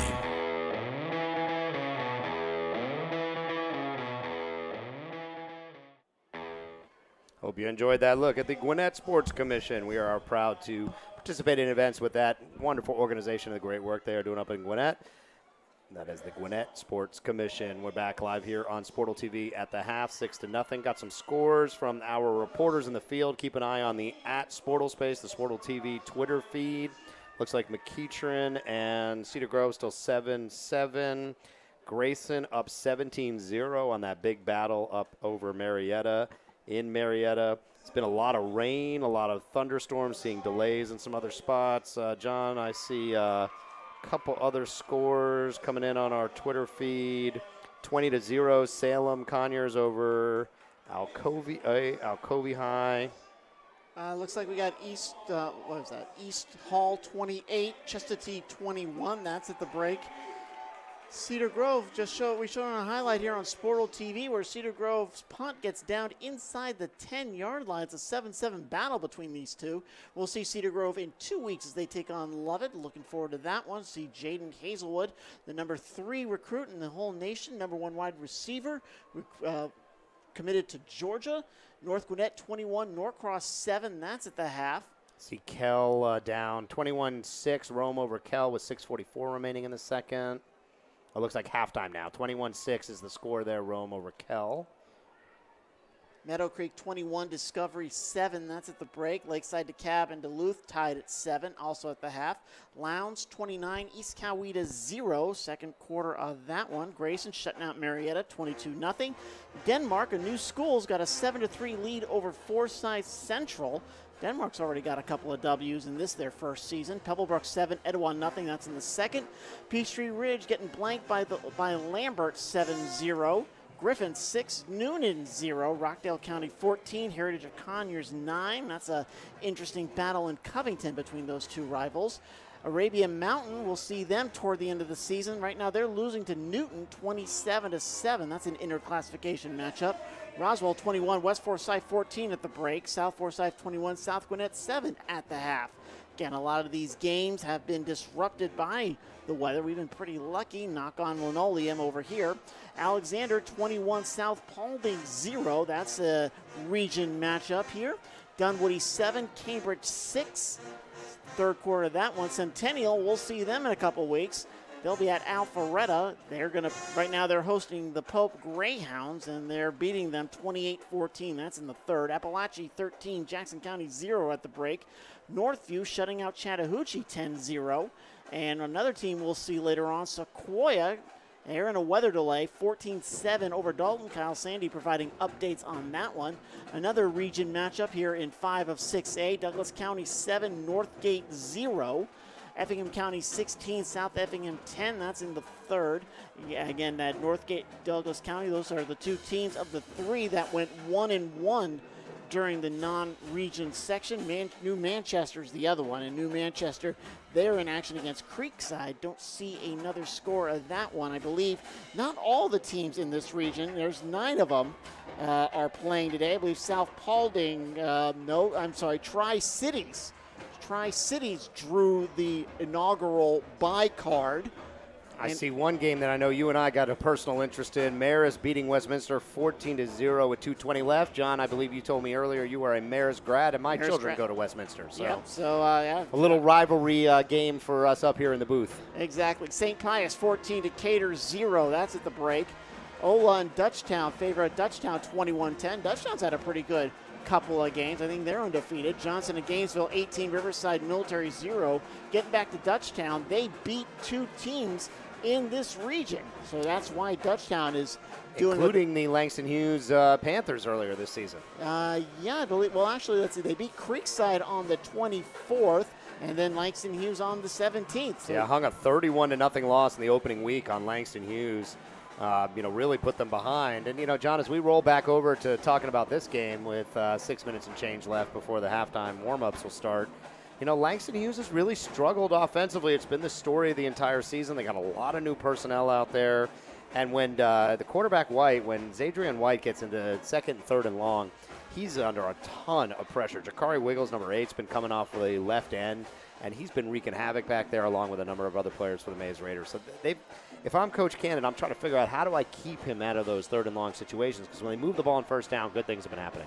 Exactly. They've gotten a couple of first downs on their drives, but again, that's when Mays kind of stiffens up and blocks them. And you look at White. White's only had, I believe, 2 incompletions today. He's got catches to 3 different receivers, but looking over my stats, and I'm not 100% sure these are accurate. I've got him 4 of 6 for about 38 yards. Likes to do a lot of intermediate routes, but again, you look over at his counterpart, Jahquez Evans. Well, his stats are looking pretty good. I got him 6 of 8. And boy, Terrence Morton, 4 catches already, including that touchdown from 68 yards. 84 yards for Morton, and Morton has been a very dependable player, especially he got him deep, and then he just kind of used him as kind of a little screen pass with a little curl at the end, getting around some blockers, and that's been going for medium yardage. Not enough to get first downs, but enough to kind of move things along and put Mays in second and short, third and short, and being able to get it in there. Yeah, Mays has moved the ball with relative ease down the field, but when they've gotten past the 50 into the 40, 30, 20 type of range, they've kind of stalled out. The offense has gotten less creative down there. They've thrown a lot of these wide receiver screens to Morton and a couple others. We haven't seen them work the ball to Wiggles, a big tight end, goes 6'4", well over 200 pounds. They list him at 6'4", 240. And I'd like to see him working against some of these linebackers from the Panthers, John. I think there's an opportunity there down the seams for him. He's got good hands, a basketball player that we saw last season when he was with Pace. So there may be an opportunity there. They have really not got anything going running, either with Evans or the running backs for Mays. Yeah, the running back, looking over the stats for the running back, McIntyre has been his workhorse back, and I believe he's only got maybe 11 yards. Evans has been stopped a couple of times. I think he's good for about 5 yards on the ground, and I think he had a first carry to Thompson. That went for nothing. So really what Mays has done, they're trying to get it through the air. They've been efficient. They've been able to move the ball, but again, they've just gotten locked up and before they can get in position to get it into field goal range, get to punch it in, and that's kind of. And I'll tell you what, Brian, this has been a relatively clean game. We've had a couple of penalties, but nothing near what we've seen in the first couple of weeks. Yeah, these first 3 weeks of the season, I guess, as people were working out the jitters, my goodness, we saw probably 20-plus penalties collectively in each of those first 3 games. And this has been a relatively clean game. We've had a couple of penalty calls, about 5 or 6 so far, but I'm not even bothering to tick them on my score sheet, John, because it's just not happening like it has. These teams have settled into this season, I think, a little bit. We're now in the 4th week, even though each of them have only played 2 games before this. Both of these guys desperately needing a win to get things moving, especially with these being regional games. Mays came out, had a tough assignment in the Corky Kell. They caught that 8 o'clock game. Everybody on the sidelines was laughing. They knew that game wouldn't start anywhere near on time, and it ended close to 1 a.m. I mean, it was a late finish, 42-26. They lost to Norcross, a strong 7A foe. And then they had the tough assignment of taking on the number 2 team in the state of Alabama, Central High School in Phoenix City. And they lost both of those, 42-18. And Langston Hughes just continues the offensive woes. They dropped their first 2 games of the season, lost to Dutchtown, as we said earlier, 31-0 on August 17th. And then played 7A powerhouse Mountain View, lost 27-7. Both of these guys now come into their first regional game. This is a game that these guys need to get back on track, and we're not seeing the offenses come out here early.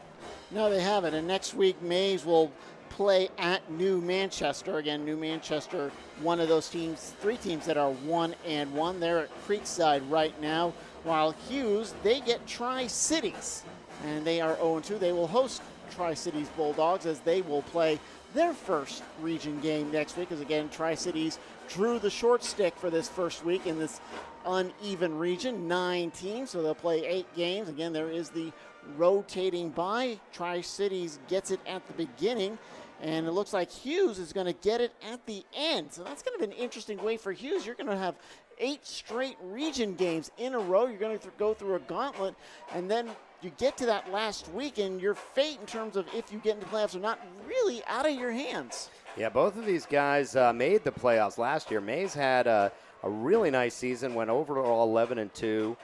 They made it to the third round of the playoffs, and they lost 34-14 in the quarterfinals to Lee County, who was the 6A state champion. So, a nice first-round playoff win against Sequoia, who we'll have later this season on SportalTV. And then they beat Centennial 48-41 in a huge shootout in round 2. We'll have them also on SportalTV later this season before running into the buzzsaw that was Lee County. Langston Hughes made the playoffs last year as well, but they went down in the first round to Alatoona, also SportalTV later this season. They lost in the first round 27-7. So, these are teams that have got a lot of success, that are expected to go a long way. You go back even further, Mays made it as far as the state semifinals. They lost in state finals. They lost in 2014 to Northside Warner Robins. They were the runner-ups that year. So, these teams have got a lot of talent. There's a lot of talent on both sides of the ball, but it's been the defense that's won pretty much all night, with the exception of that long 68-yard pass from Evans to Morton that opened the offensive game for the Raiders. Yeah, it was their first play from scrimmage, and we got a score coming in. Cedar Grove hits a 35-yard field goal. They now got a 10-7 lead over McEachern. And boy, would that be an upset if Cedar Grove can hang on and get little that old W 3A squad taking on the 7A powerhouse in McEachern and holding their own. Cedar Grove has played an incredibly challenging early schedule. They went to Alabama and played a top team over there. They've had a real tough run here, and none of the, all these games effectively almost like preseason games because they don't count against the playoffs. But Cedar Grove has got their eyes on the prize. They are looking to try to get out there and get a state championship. Exactly. Again, I think that Cedar Grove Lovett matchup will be a region matchup that we will see in 2 weeks from Buck Godfrey Stadium up down in Panthersville. That's where we'll be, near the Georgia State Decatur campus, right near their baseball complex. Actually, the baseball complex is right off one of the end zones, and I think Georgia State might be a little too early for fall ball, although I think fall ball is usually in the month of October over there at the baseball complex. But again, that's where we'll be in 2 weeks. Cedar Grove and Lovett going at it right here on SportalTV. Jaden Hazelwood will get a very good display of his particular set of skills. Yeah, if you want to get to know those guys from Cedar Grove, we have a feature that was done on Jaden Hazelwood about back in April during the spring. You can find that on SportalTV under the features section, and also their big defensive tackle, Rashad Cheney Jr. We got a chance to sit down with both of those guys. Rashad Cheney is a ESPN 100 player as well, 4-star player, and he is committed to Alabama. He will be roaming the defensive line for Nick Saban next year. Well, they put the 3 minutes back on the clock for warm-up, so we're getting very close to the start of second half in this contest from Lakewood Stadium here in Lakewood Heights, Georgia, a suburb of the south side of Atlanta. John Morgo, Brian Zwerner, thank you for spending part of your Friday night with us here on SportalTV on the YouTube channel. Hit subscribe if you have not already. Get access to Game of the Week live broadcasts as opposed to highlights from all of our previous telecasts here of the best of Metro Atlanta sports, the football game of the week and the volleyball game of the week. We started that last week with Woodward against Marist. I think we're going to have another game a little later on in the campaign. Yeah, we've got a game on Thursday night, John. It'll be 5A defending champion McIntosh from down at Peachtree City coming up to Atlanta to take on 3A runner-up Westminster. So it should be a great night of volleyball. That is Thursday night. I will be broadcasting that game with Emily Adams. Emily, we are excited to have on the broadcast as our color commentator. She played her volleyball career at University of Southern Cal, 3-time All-American and a national champion.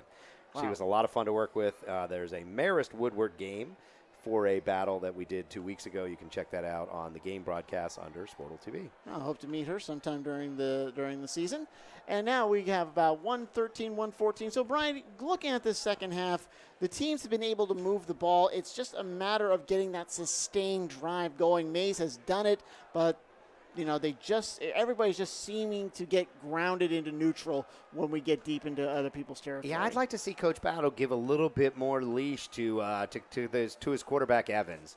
Try to roll him out, get him out into space, let him either make plays with his arms or his feet. And I think he's got opportunities down the field. We've seen the big wide receivers, 6'1" senior Terrence Morton, number 1 for Mays. He's been able to wrestle the ball away. So I'd like to see those guys go to work, and I'd like to see him try to work Number 8, the tight end Wiggles. We haven't seen any attempts to him across the middle of the field. He's another huge target for Jahquez Evans, the University of Southern Florida commit. And flipping over to the Panthers side, I think they're going to have to try to throw the ball on first down, John. I mean, when they did that early in the game, they were able to move the sticks, and they didn't have to go deep downfield.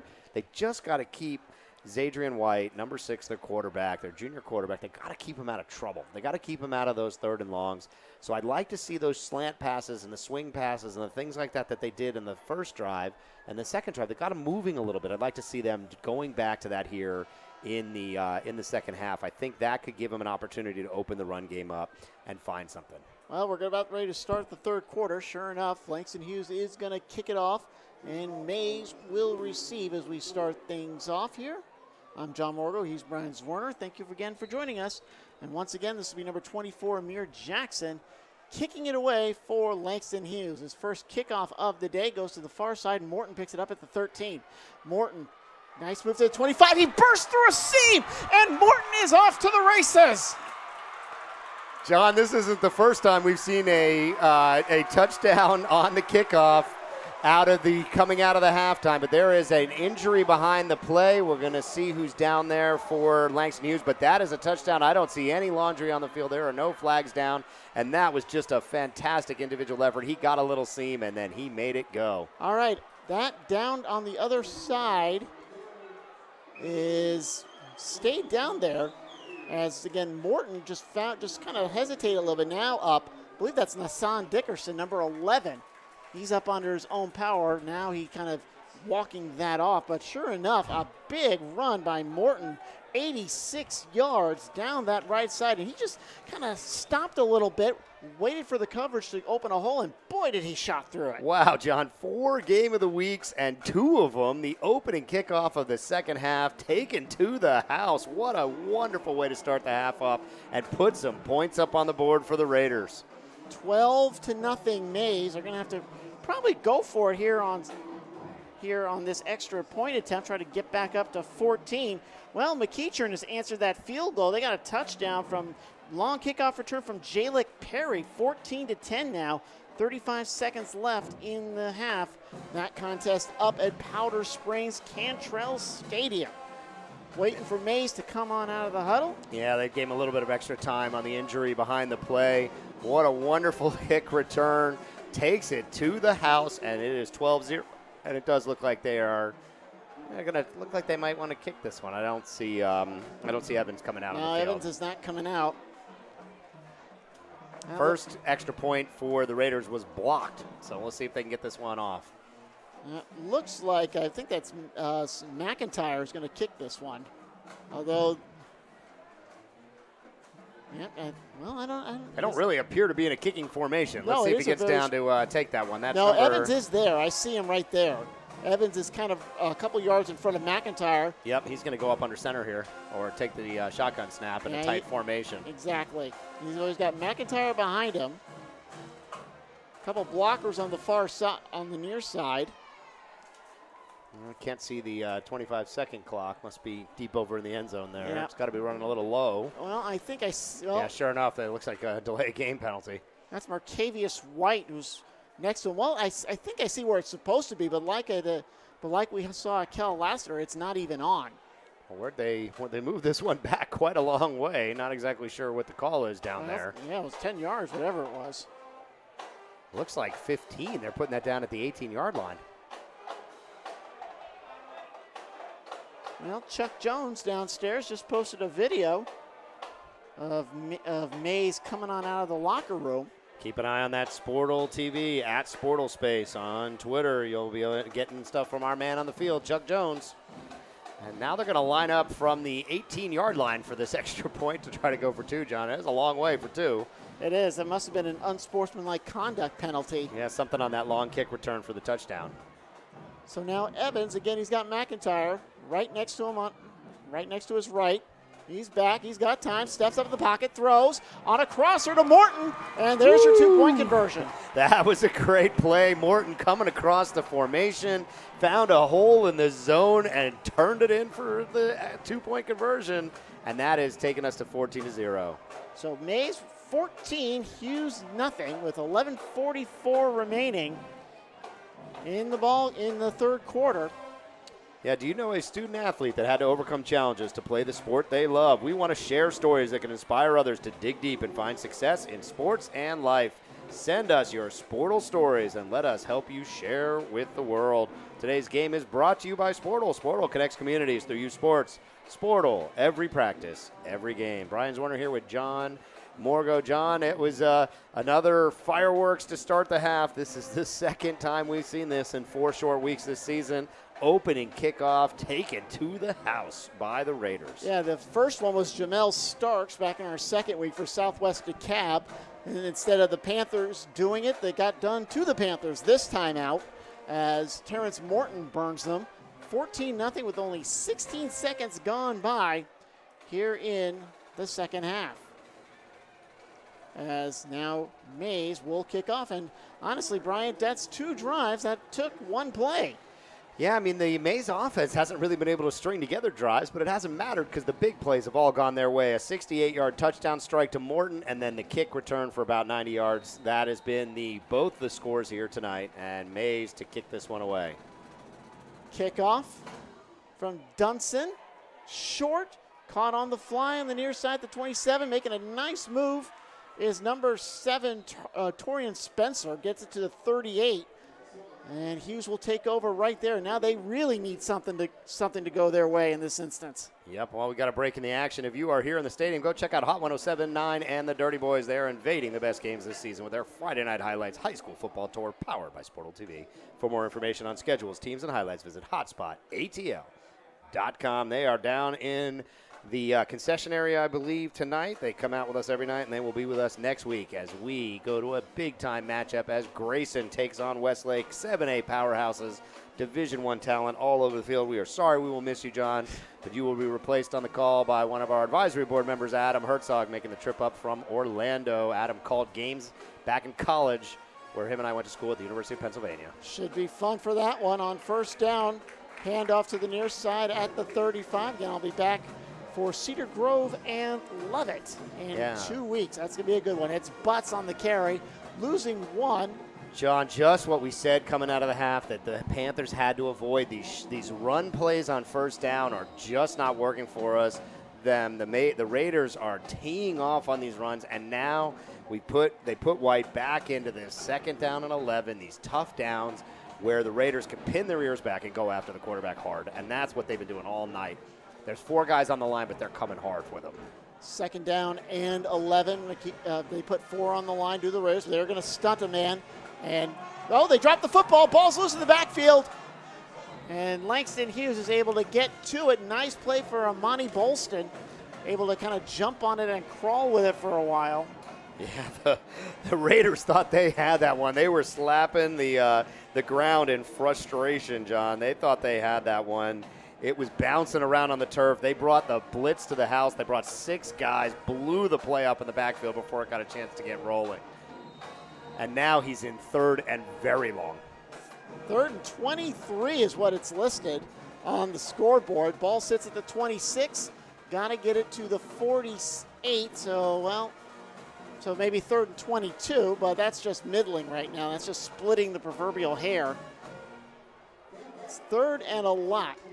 So you figure White's got to throw it. Goes quick down a sideline. He overthrows his man by a mile. Yeah, that wasn't even close. That wasn't close. And now they're going to be punting from deep in their own end zone, and it's a great chance for the Raiders. John, hearing from Chuck Jones down on the sideline, after that long kick return, the referees had initially said that there was going to be a warning for extra celebration on the sideline. One of the referees said that they overruled it and called it a personal foul for the celebration off the kick return. The coaches at the Mays sideline understandably upset down there. But that was the call on that long kick return. And now the Panthers set up. They're going to punt from the 10-yard line. The punter's back there, and he has struggled to get the ball more than 10, 15 yards down the field past the line of scrimmage. I think this is a new punter. And it's certainly better than what we've seen. But it takes a Mays bounce, and trying to down it is number 3, Rasheed Wallace. Finally does at the 40, and Mays will have great field position.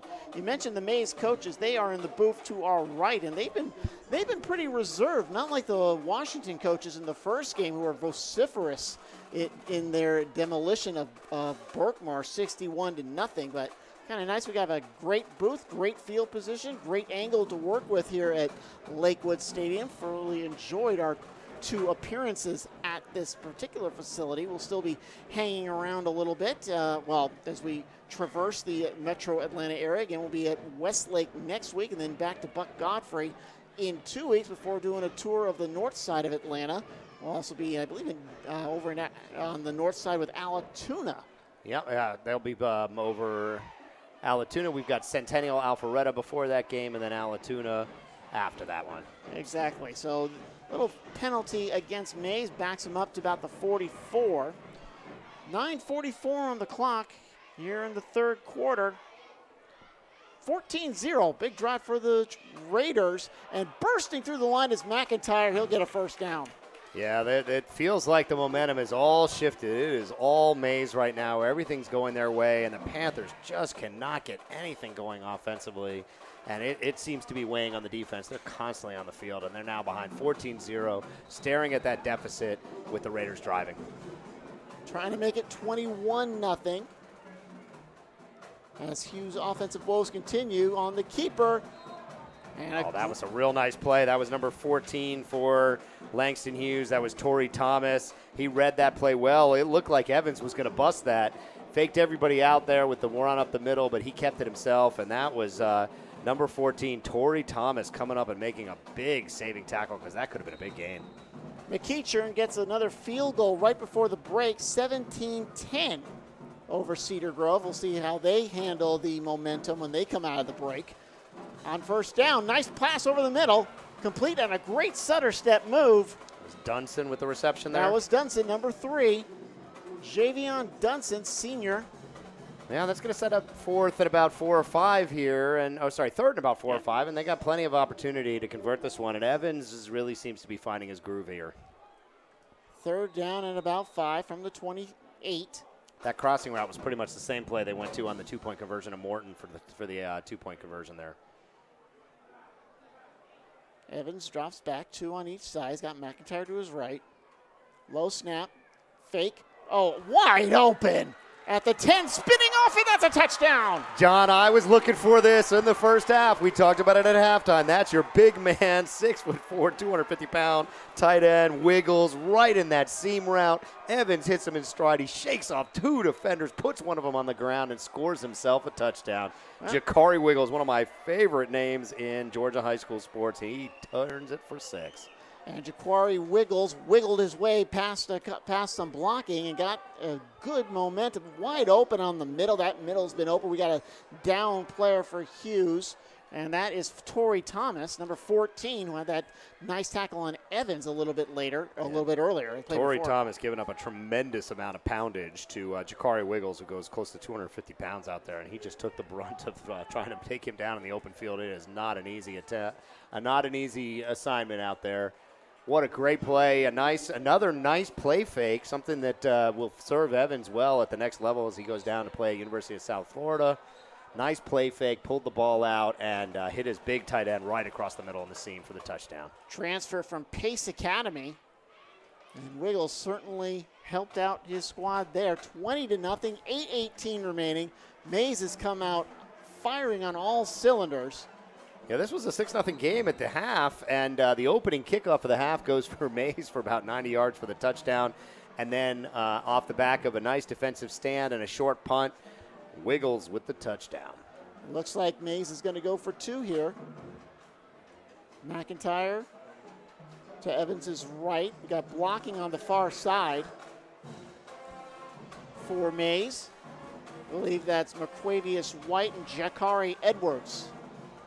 Kind of situated on back of the line. Low snap, bootleg to the far side. Cutting upfield is Evans, but he cannot get a good move to get into the end zone. Yeah, we got a break in the action here. We'll tell you that we are excited to have 680 The Fan and SportsX as our sports radio partner for this football season. They broadcast a great high school football game each week. Next Friday at 7:30 p.m., they will bring you a heavyweight battle from Class 4A as number 6 St. Pius visits number 4 Marist, alma mater of our broadcaster, John Morgo. The Fishbowl. You can listen live to this game on SportsX on your radio, 106.3 FM or 12:30 a.m., or the SportsX and 680 The Fan mobile apps. They are live up there there as Grayson is taking on Marietta. They had some rain delays earlier. We have a reporter out there, and I haven't seen an update. We'll see if we can get you one from Grayson. Marietta was 17-0 last I looked. Looks like McEachern up 17-10 over Cedar Grove at the end of the half, I believe. Yeah, 17-10. Grayson 22, Marietta 0. That's the last score I have. Yeah, Grayson will be live on SportalTV next week as they visit the Westlake Lions. Let's see if we got any other scores while we're waiting. Oh, looks like they're about to kick off, so we'll go back to live action. Exactly, back to live action. A little poocher. Caught and then bobbled, picked up immediately. Going to the far side and bowled over. That is Torian Spencer. And Spencer will get it to the 29-30, and Hughes once again will have it. And they got to get their offense moving. It's been a trouble spot for them all season long. Yeah, we've been talking about it tonight. The key is this first down. They have got to get some kind of positive yards on first down. And I think they got to go back to the air. They were doing it early. They were throwing short passes, but getting the ball across the line of scrimmage for quarterback White, Zadrian White, number 6. I think they got to look to throw here on first down, especially now that they're down 20-0. 20-0, Mays. And Hughes with the spread. 2 to the near side, 1 up top. 2 in the backfield for White. Zadrian White. He rolls. He fires to the near side on a safety screen. It's complete. Trying to get some room is number 9, Amani Bolston. And Bolston will get it maybe to the 34. Yeah, that took a long time, that play, to develop. He had the protection there, but it did take a long time to develop. Difficult opportunity. And then at least it'll set up 2nd and 7. John, that's the best second down they've seen in a while. So let's see if they can get something going. This gives them the option if they want to try to run the ball here on 2nd down. 2nd and 7. Clock hit. 7:39 remaining in the third quarter. Waiting for it. See if those running backs are in as extra blockers. They are. And there's just nothing doing for White. He scrambles, comes to the near side, pumps, and now he's got to absorb a sack. Yeah, White had nothing doing downfield. The coverage was in great shape. He had a lot of time there. He bought himself some extra time with that rollout to the right, but there was just nobody coming back to the ball. And what those receivers need to do, John, is they need to drive hard back to the ball, give White a target and an opportunity. When he's running to that sideline, they got to run with him. And that's something these young wide receivers who just haven't had the chance to really get on page yet with White. And that was Tyree Nelson on the stump. We thought we'd see Tyree Nelson as a Mays running back, but instead they've been going with Savion McIntyre for the whole game. On 3rd and 6, the ball pops out.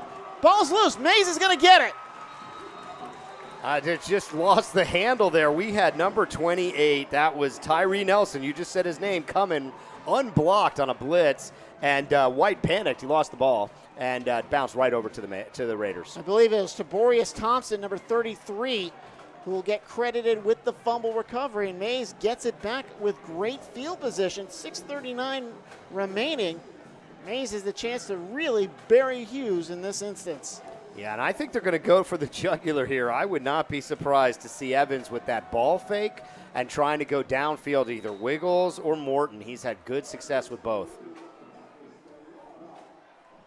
On first down, Evans wants to go for the jugular, but there's nobody open. Spins out of trouble. Now sees room on the near side and races out of bounds. That was a great effort just to get back to that spot. That was Dunson who pushed him out at the end. Hearing from our man down on the field, Chuck Jones, that even though Mays is up 20-0, the coaches are intense. They are still treating this game, John, like it's 0-0 is what we're hearing from the sidelines. They are not letting up. They want to keep the pressure on, and they want to finish this game off. They don't want to give the Panthers any chance to claw their way back into this game. 2nd down, and well, they gave Evans 2 yards on that scramble. Gets out of bounds with 6:26 remaining. Mays on top, 20-0. High snap. Here's McIntyre. Bounces off, and there's a lot of white jerseys there. A nice little bit of running there, though. He was kind of picking his way, stayed on his feet, kept his feet chopping, and managed to get him into a 3rd and about 5 or 6, it looks like. Xavier Robinson, number 2, one of the trio of Panthers. Again, they're in the white with the black numbers. Mays looking positive North Carolina-ish. Carolina blue jersey with the white trim. beats last week, where again Cal had the white jerseys with the red stencil. Yeah, that was a lot of work for us up here in the booth. It's nice to be able to see this one a lot easier. Broadcaster's nightmare, that's what that was. Got a man in motion. That's Dunston rolling to the near side, gets complete and upended. Ooh, what a great tackle by the Panthers. They're trying to get something that looked like DeAndre Moss, number 8, I believe. Well, it was either that, it might have been number 86, Zavon Kroom, the senior tight end. Yeah, no, on the tackle, DeAndre Moss. Oh, I'm sorry. 5:23 remaining. 4th down for Mays. They're going to go for it. 4th and 3. Evans checking the sideline. Looks like they're calling a different play there for him. He's going to go a little deeper in the shotgun. Colin Fort got it. Looking to the near side. Throws a bullet. And I think that one hit the turf. I think it did too. Yeah, referees are going to agree with us. It looked like it skipped its way in there, and that'll be a turnover on downs. Hey, look, there's something the Panthers defense can hang their hat on. Made a nice play, came up and upended the receiver and saved the first down there, and that gives them at least something they can build on here. He was looking for Morton, but again, a little too low, skipped to him. And Hughes will get it back. So the turnover goes for nothing. Still 20-0. They're going to have to take some chances down the field. It's the only thing to do here, down 20-0. They're going to have to throw this ball down the field and take their chances and see if White can connect with one of his receivers. Well, on first down, Bolton to the far side gets 1 or 2. Yeah, it's just not going to get it done here. You're down 20-0. The offense has been behind and down in distance the entire game. They're going to have to take a chance up top. I know there's risk there, but at this point, that's the only way that they're going to get any chance of getting back into this thing. This offense has struggled, John. They've only put up 7 points in 2.5 games. Exactly. Oh, and that was just a one-time touchdown pass from White to Nassan Dickerson. And Dickerson has been very silent in the offense. We really haven't called his name very much. It's been more butts, number 10. Comes the blitz. Here it comes, but they get around it very easily. And a safety had to come up out. Again, that is number 8. And that's number 18. Like Mari Drake with the finishing tackle there. The corner coming up in coverage. It's just not going to work. This offense is just too predictable right now. They're going to have to find a way to throw the ball over the top and loosen up the defense. The Mays is coming with 5-6 guys on a number of these plays. They're effectively just run blitzing, and it's blowing these plays up deep in the backfield. Yeah, Martin had a little bit of a room to start out with, but a good shot from the linebacker kind of closed things off. Yeah, it kind of snuck underneath the blitz. The blitz came a little wide. Towns County 21, St. Andrews, North Carolina 13, 4th quarter in that one. We got a new quarterback. He throws on 4th down. It almost intercepted. That looks like Daniel Daniels, based on what I've got on the roster here. Daniel Daniels, sophomore QB, comes in. Not a very nice situation to bring him in, John, on 4th down there. No, Danny squared, kind of incomplete pass. Almost picked off. And now they're going to try to punt from deep in their own side here, and just not a good offensive series again for the Panthers. That really Cannon squad's really struggling to get things going here. Justin Sherrier will try to kick this one away. Low snap. The snaps really haven't been good for Sherrier. This one's going to bounce finally his way, but Morton's there. Uh-oh, here comes Morton. Finds a sideline seam. 2 men to beat. Pushed out of bounds. Ooh-wee, that had a chance of going no distance again. Morton breaks that one, and they'll start the offense off for the Raiders inside the 30-yard line. Xavier Robinson saves the touchdown. Yeah, with 3:15 left here, Raiders sitting pretty. Well, the last 6-7 minutes, this game has been taking place really right at this section of the 10 yards between the 40 and the 20. That 20-yard stretch is pretty much where we've been for the last 5 minutes. Well, it looks like we're going to start a little further back. I see a yellow flag on the field. It looks like it's going to be holding against the Raiders, and this one's going to come a long way back. Tonight's game is brought to you by Sportal. Sportal connects communities through youth sports. Sportal, every practice, every game. And have you seen the Sportal news on our website? We have the latest news on fall sports across Atlanta. Our reporters are at football games, but also volleyball and softball almost every night of the week. subscribe to our newsletter to get the top stories right to your inbox each week. You can see that newsletter subscription right there on the Sportal News website and get some of those best stories each week sent right to your inbox. Well, Brian, there must have been a hold right as that return started. That probably allowed Morton to break it off, so it's going to be 1st and 10 for the Raiders at the 36, 3:15 on the clock in the third quarter. 20-0 Mays, and they've got another opportunity to try and put this game away. Put Hughes down by 4 scores with just 12 minutes to go. Let's see what they can do here as Evans back under center. 2 up top, 1 at the bottom. McIntyre on first down. Here's room for him, and he loses the football, and it bounces right into the hands of Langston Hughes. Wallace right in the right place at the right time. The ball just bounced right up into him. They're still on his feet. The whistles haven't blown, and that is the kind of break the Panthers need. Let's see what they can do to capitalize. The ball just slipped out of his hands, it looked like. And Rasheed Wallace grabbed it right on the bounce. Nice bounce pass to the former University of North Carolina basketball player. Oh, wait a minute, that's a different Rasheed Wallace. 1st and 10 at the 2:59, and Brian, this is probably the first time all game that Hughes has been on Mays' side of the field. Yeah, amazingly enough, we're deep into the third quarter here, and this is their first decent scoring opportunity.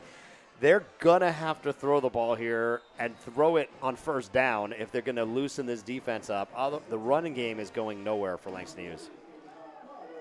So now this is the first time we've seen the quarterback under center all ball game. Well, I'm sorry. They do snap it to the shotgun. Again, the backup, Daniel Daniels, hands off and gets to about 2 yards or so on the rush. We went for number 17, Justin Sherrier.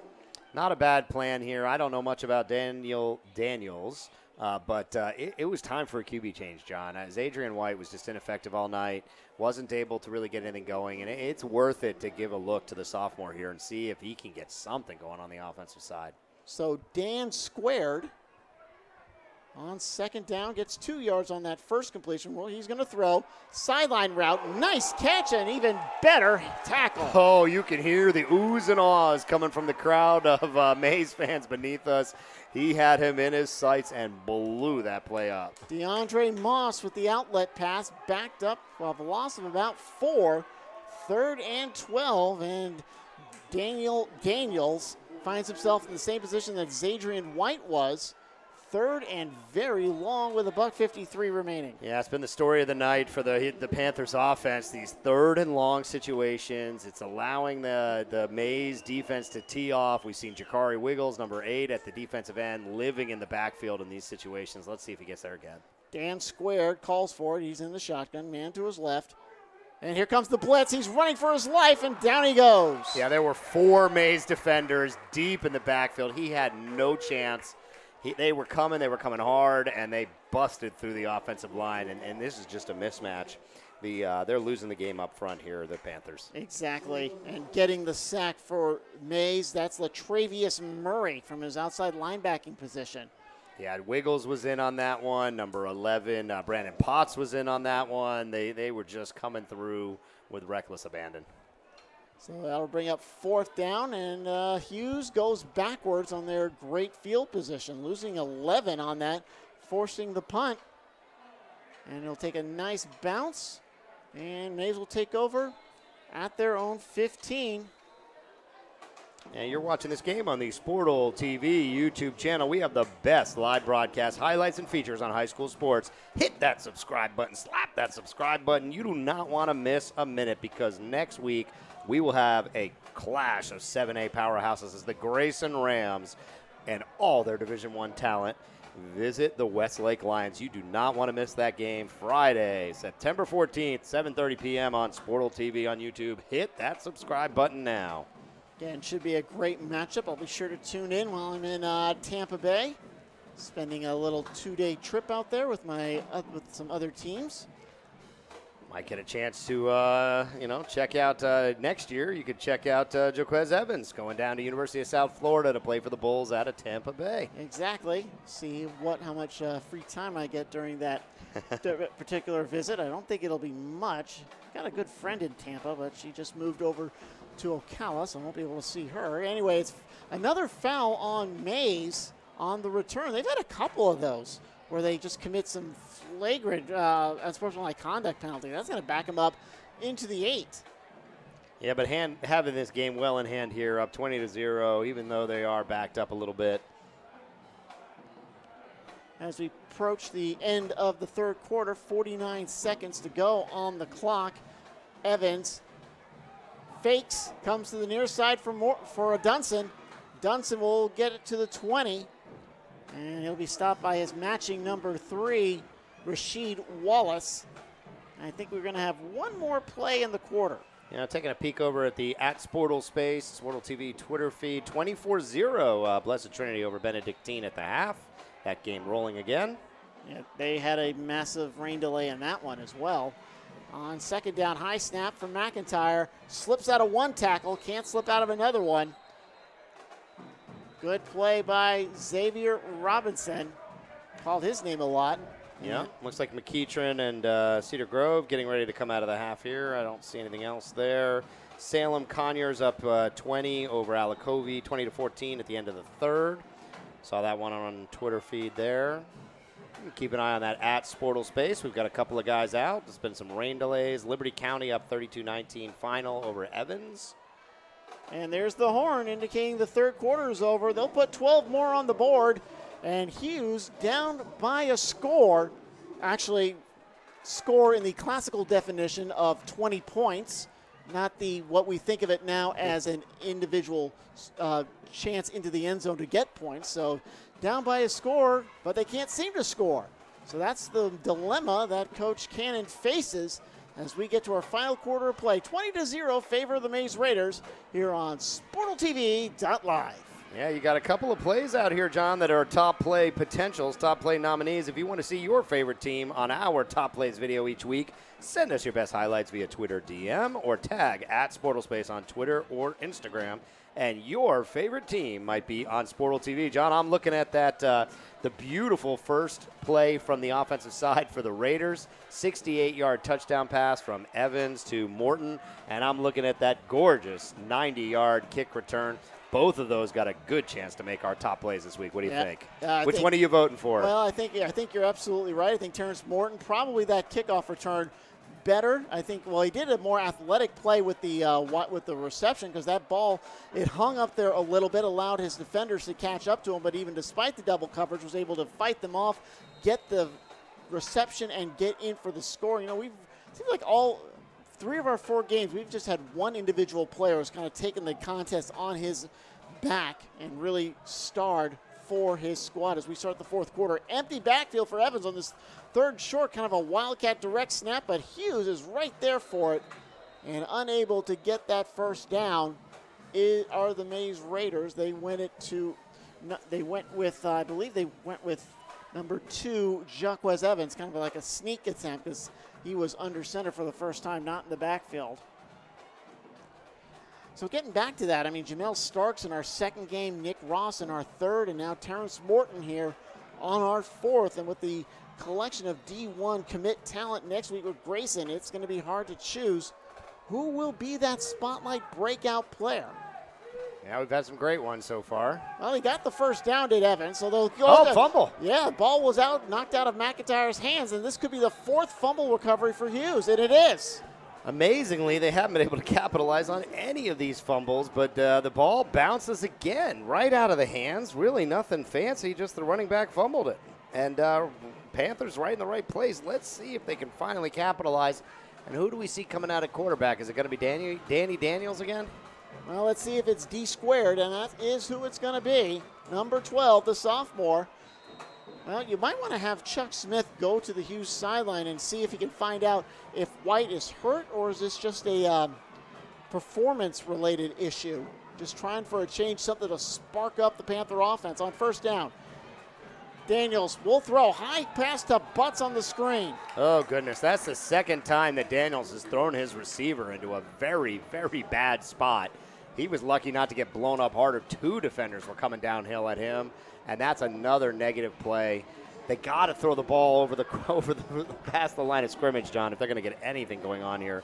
These screen passes, there's too much pursuit from the outside from the Raiders. Brandon Potts on the stop for the Raiders. Yeah, we've said his name a lot. Yes, we have. Backs him up 2 yards. And despite this great field position, both times that Hughes has been on this side of the field, they've gone backwards. See if they get some forward opportunity here. We got 10:52 remaining. D squared with it. Here comes a blindside rush. He sees it, gets out of it, is able to get the pass complete. That was way too much work for a 2-yard completion to Dickerson. You know, running for his life was Daniels out there. He was in big trouble. The blitz was coming hard. It looked like Dunson and coming off the outside, pushed him out of the pocket. He managed to complete it, but what do they got to show for their troubles? 2 yards? 2 yards. It's just not enough. Yeah, they seem to just have a lot of work, but not much to show for it. Gets them back to the original line of scrimmage, 3rd and 10. Here in between the quarters, the Mays signature move. They got that 4 fingers up in the air to signal that they expect to win this 4th quarter. They are still intense on the Mays sideline, says our man down there, Chuck Jones. Centennial beats Pope 35-28 as finals start to trickle into our broadcast position. 3rd and 10. Daniels launches it, and it's complete. Spinning around, that's going to be close to a first down. Yeah, I think he got that one, but there's a flag down on the field on the far side. Not exactly sure. It's not really in a holding position, and at least the Panthers are acting like they've got this first down. AJ Watkins on the reception. Side judge throws the flag, but it is going to be against Hughes. They're going to back it up. Bad break for Hughes. Oh, first nice completion down the field for the offense for the Panthers, and it's coming back on a penalty. It's just tough to watch.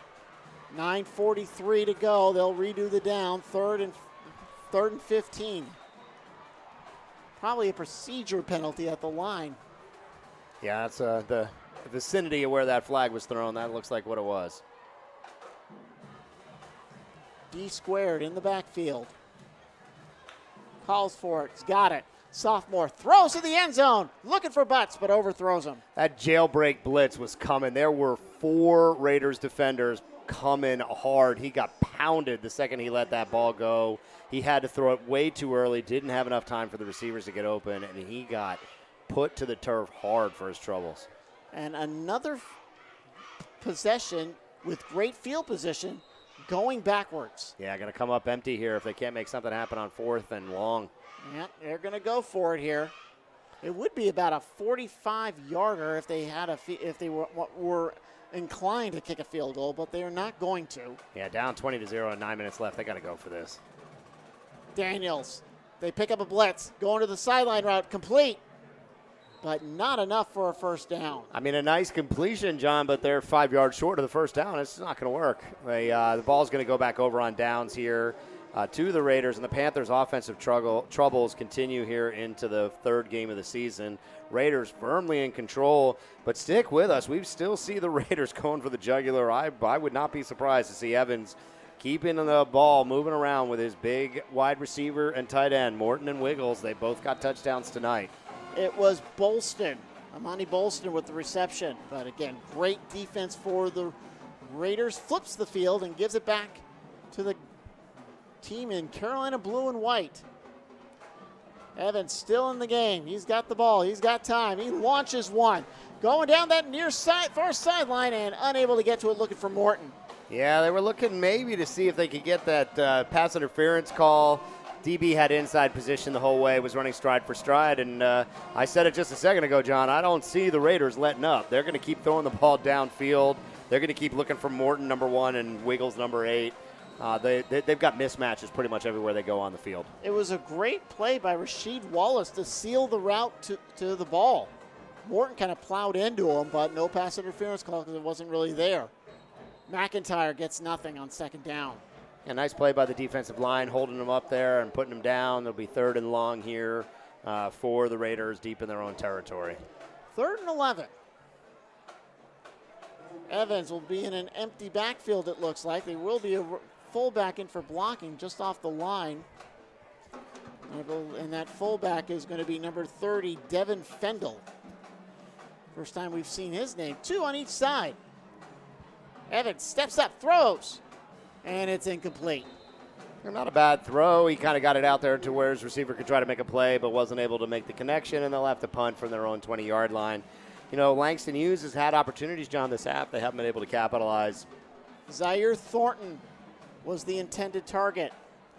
4th down, Hughes will get another crack at things. And judging by where Nissan Dickerson is lining up, they might get decent field position, although Dickerson's going to back it up to midfield. Looks like they've substituted the entire team on this punt. Yeah, it looks like a line change if you were playing hockey. And back deep from Mays is Dunson to try and kick this one away. 4th and 11. Dickerson backs up to his own 47, 8:21 on the clock in the 4th quarter. As we hit the 10 o'clock hour in the Eastern Time Zone, John Morgan with Brian Zwerl here on the SportalTV Game of the Week. Punt will take a nice Hughes bounce. Dickerson gets it on the run, bobbles it, but is able to get control. And he'll get it across the 50 to the 47 as Dentavius Robertson will get the tackle. John, hearing from our reporter Rob Grubbs that Grayson has opened up a 35-0 lead over Marietta. We thought that was going to be a big game, a good matchup, but we heard Owen Popo with another big play, and it is 35-0. Yeah, Grayson proving to have very little competition here. I mean, they've played a good schedule. They played Tucker, did not play in the Corky Kell Classic. Seems like they were the only team to be missing from that festivities in terms of the big powerhouse schools in the top classification. Sequoia Dalton back under the way, 7-7 with 6 minutes to go in the first. On 1st down, D squared goes high, looking for his man Isaiah Davis, a freshman wide receiver. I think our man Kyle Sandy, I think he might have given up on the rain because I didn't see the update from him. So I don't know if you're out there, Kyle, listening to us from where you're at, but we hope you've managed to survive the rain up there in Sequoia in their home opener on the new turf field. It'll be 2nd and 10. Again, we'll see Sequoia a little bit later as they tackle the Sprayberry Yellow Jackets. That'll be in the Marietta area. That'll be one of our final contests of the regular season. I believe 3rd from the end. On 2nd down, and it'll be Butts out of the backfield, and Butts. Yeah, Jalen Dunson, number 3, came in off the end and just held the running back up, and they kind of pulled the ball away, but it was down. Ball was blown dead way before that. Yeah, it was, and it'll be back to midfield, close to midfield. Well, let's see where they give them on the forward progression. Yeah, it's going to be 3rd and at least 10. Yeah, 3rd and 11 from the 46. Clock at 7:35 and counting. As Mays looks to go 1-0 in region play. Again, they won the region last year, swept the region as a matter of fact. Got all the way to the quarters before losing to Lee County Trojans. Yeah, Lee County, the eventual 6A champs. D squared throws. It's complete to Dickerson. That's going to be close to a 1st down, maybe a yard short. Yeah, that was a nice play. He had protection. They were able to get the defensive end kind of pushed upfield. So nice blocking by the Panthers. And he was able to step into that throw and connect, but he's short, about a half a yard, it looks like. 4th and short from the 36. Again, it's Daniel Daniels is your quarterback. And rather than get tripped up by that name, I've gone to shorten it to just, originally it was Danny Square, then Dan Square, now it's just D squared. Daniels, hands off, trying to get that 4th down. No way. Big stop on 4th down. The Raiders just pursued to that ball, held them up, beat the guys at the line, and that has been the story of the night. Langston Hughes cannot run the football on this Mays team. The Mays defensive front just too big, too strong, too fast. DeAndre Moss on the carry. Needed a yard, lost a yard. And Mays will take over with 6:34 remaining. And you got to call it at this point. Looks like Mays will indeed go to 1-0 in region play here on Region 5 of 6A. Yeah, you're watching this game on the SportalTV YouTube channel. We've got the best live broadcast highlights and features on high school sports. Hit that subscribe button now. You don't want to miss a minute on the SportalTV on YouTube. Looks like a timeout down there on the field. Timeout with 6:34 remaining. Alexander in the region, 28. South Paulding, 7. That's at the half. New Manchester losing to Creekside, 17-0. That is in the 3rd quarter, and there is one other game going on in this region today. Again, Tri-Cities sitting the day off. They have the rotating bye. They will have 8 straight games like Hughes. Hughes is going to have 8 straight region games, but Hughes will get it at the end, and now it's going to make things tough for the Hughes Panthers as we go along here today. The other game is Northgate and Douglas County. Trying to find, oh, there it is, 7-7 at the half. It'll be interesting to see how the coaches in the state view this Mays win. Mays has been in and out of our coaches poll for 6A. With this kind of domination, will that be enough for Mays to creep back into the top 10 in the coaches poll? On first down after the timeout called by Langston Hughes, McIntyre gets 0. And we're going to see probably a lot of running by Mays just to bleed the clock, as we're now at 6:18 remaining. Yeah, taking his sweet time back there. Evans doing a nice job, very controlled. Evans again going to University of South Florida at Tampa Bay. The geographically challenged name. He thought about handing it off, said takes it himself. We got a late flag. Yeah, South Florida actually relatively new to football, but they've had some nice success. The program's only been around about 20 years, John. I spent a summer down in Tampa at University of South Florida when I was in college, and they didn't even have a football program. They were just getting it started in the 1990s, and so they've only been around about 20 years, but have had a lot of success. Tons of talent to recruit from in Florida and then up into Georgia. They've had some nice success from a recruiting perspective up here, and they will get Jahquez Evans, senior quarterback, 6'2", 180. Going down to University of South Florida next year. I believe they're in the American Conference? Is that what they're in? Oh, goodness. These conference names change so much at the level, I can't even tell you. All right, we'll look that up for you. It's second down and 11. There was a penalty, and it was on Mays, backing them up a little bit. Actually, it looks like another penalty. And another penalty. South Florida is going to host Georgia Tech tomorrow. Oh, and we were told that Evans was taking a hard look at both Georgia Tech and South Florida before committing, so he'll be watching that game with some interest, I would guess. Yeah, we were mentioning this in our pregame show, Brian. This would be a good idea to say it again because the reason why Jahquez Evans went to South Florida is they promised him that they would be able to put him in as a quarterback. You were the only one who gave him a kind of a look at a QB. Everybody else wanted to see him as a wide receiver. So second down at about 23. So far, it's looking like a good call for South Florida. He's been on target tonight. Oh, here comes a massive breaking through the line, and AJ Watkins. AJ Watkins, Georgia Southern commit, big man in the middle, and he's athletic for his size. We saw him making some blocks, and he's still in there. He's still battling. His team is down 20-0, but he's a leader on this team, and he's not giving it up. Getting back to South Florida, they play in Raymond James Stadium. That's where the Tampa Bay Buccaneers play, and that's where they are. They play at Illinois next week. Beat Elon last week, 34-14. Elon wears his war wound like a crown.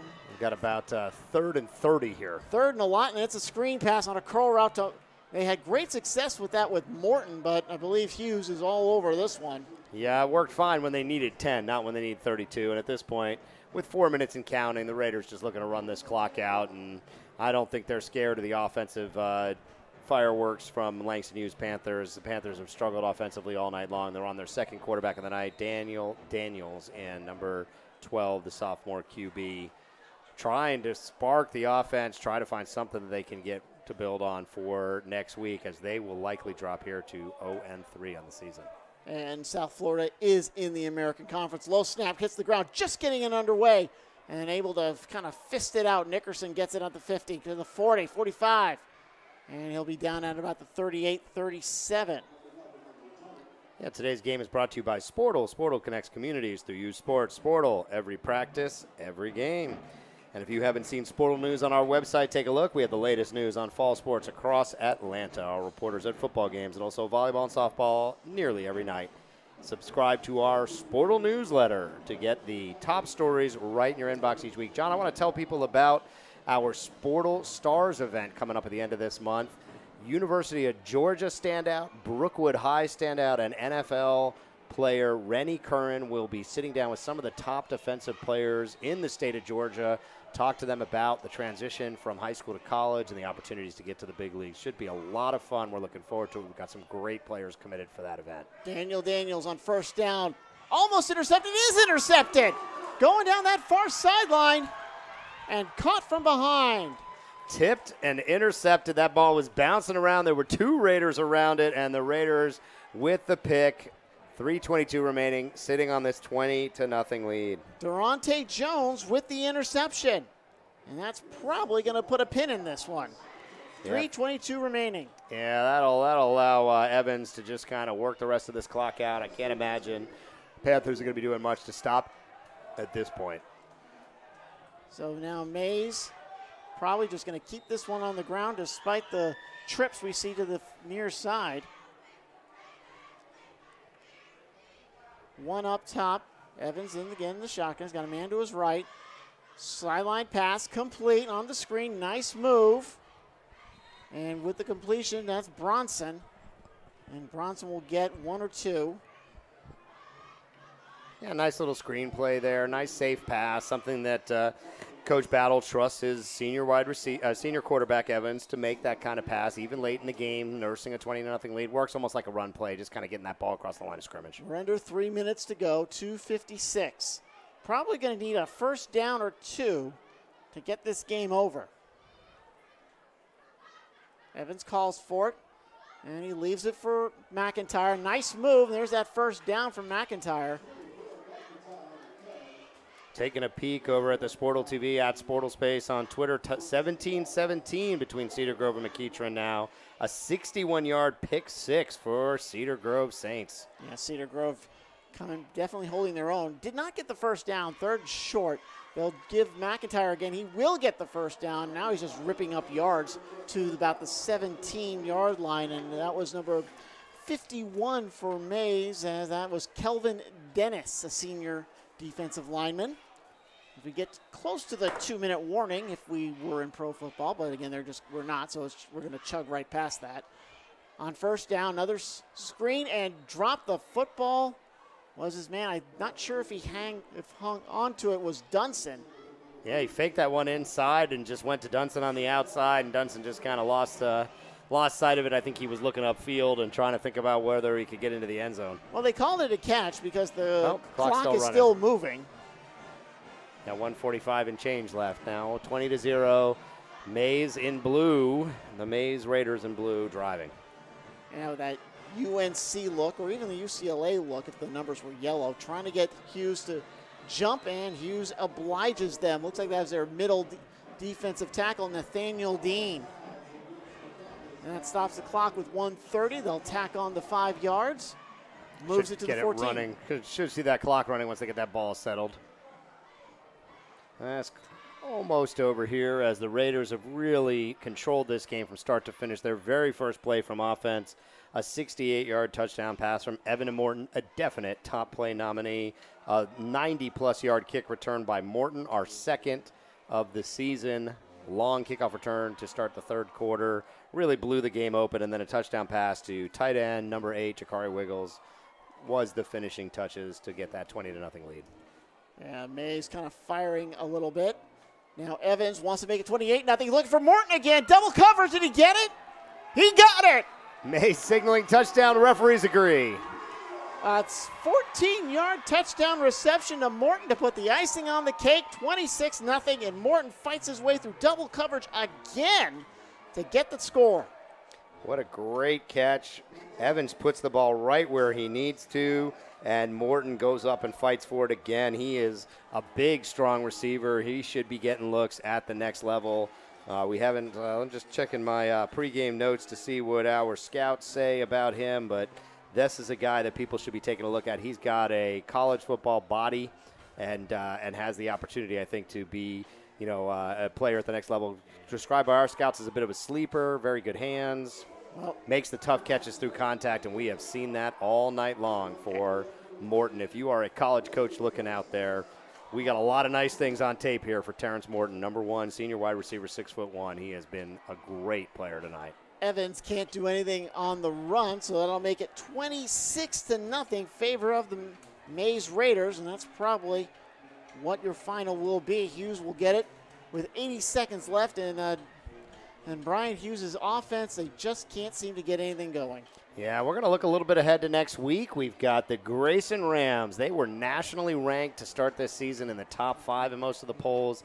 They've got a half a dozen guys in the ESPN 300, commits to major Division I powerhouse schools all across the roster, and they visit 7A powerhouse, Westlake Lions, Westlake, the home of Cam Newton, and a number of other NFL players. So it should be a fantastic game. If you are watching this on our YouTube channel, you need to hit that subscribe button. You do not want to miss a minute of this big game next week. We are excited to be down there as Grayson takes on Westlake. Should be a fun one. And then we will be back the week after that. Cedar Grove has been tearing it up early. They will have a regional rivalry against the Lovett Lions. They've struggled against a tough schedule in the early going. Lovett needs to get it going against Cedar Grove. Cedar Grove coming in with a lot of talent on their side. Number 3 player in the country, number 1 wide receiver, Jaden Hazelwood, committed to Georgia. I met Tom Lingenbill, the ESPN director of recruiting. He told me Hazelwood was a guy that could have an impact next year as a freshman at Georgia. He's a guy to watch. The kickoff, Pooching, goes to the sidelines. That one goes out of bounds. Going to give nice field position for the Panthers on this final opportunity, but down 26-0. This one's just about over. Clock stopped at 1:20. Hughes will come on out. We'll see what they try to do here. With 80 seconds left on the clock, and they're going to be playing Tri-Cities next week. And Tri-Cities also 0-2. They are off today. And while in Mays, they'll take that 1-0 record to go to New Manchester as Mays continues their slog through the region. And as for Tri-Cities, they've lost to Douglas and Southwest DeKalb.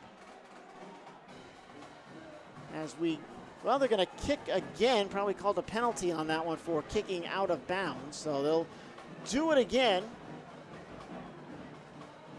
Yeah, we will see these guys again. We've got Langston Hughes hosting Alexander on October the 12th.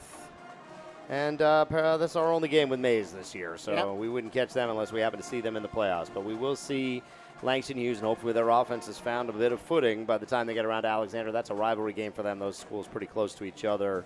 Langston Hughes beat Alexander last year. Looks like they got them last year by 26-20 in overtime. Dunson going to kick off again. Well, he's going to keep it in bounds this time. Comes up to the up back. Trying to scoot across the field is Roderick Jones. Jones now comes to the near side before being down close to the 40 at the 39. Clock stops with 1:09 on the clock. We don't stop up here in the booth, and the Mays Raiders band is right underneath us, John. They don't stop down there. They have been rocking and rolling all night. I don't think you can hear them through our microphones, but they have been bringing the funk all night long down there right underneath our booth. We're enjoying their stylings from down there. Bringing in the Fred Funk as it's 1st and 10 from the 39. Daniel Daniels, D squared, still under center. Still in the shotgun. Took over for Zadrian White, who followed me on Twitter during the week. Probably saw some of my tweets promoting this game.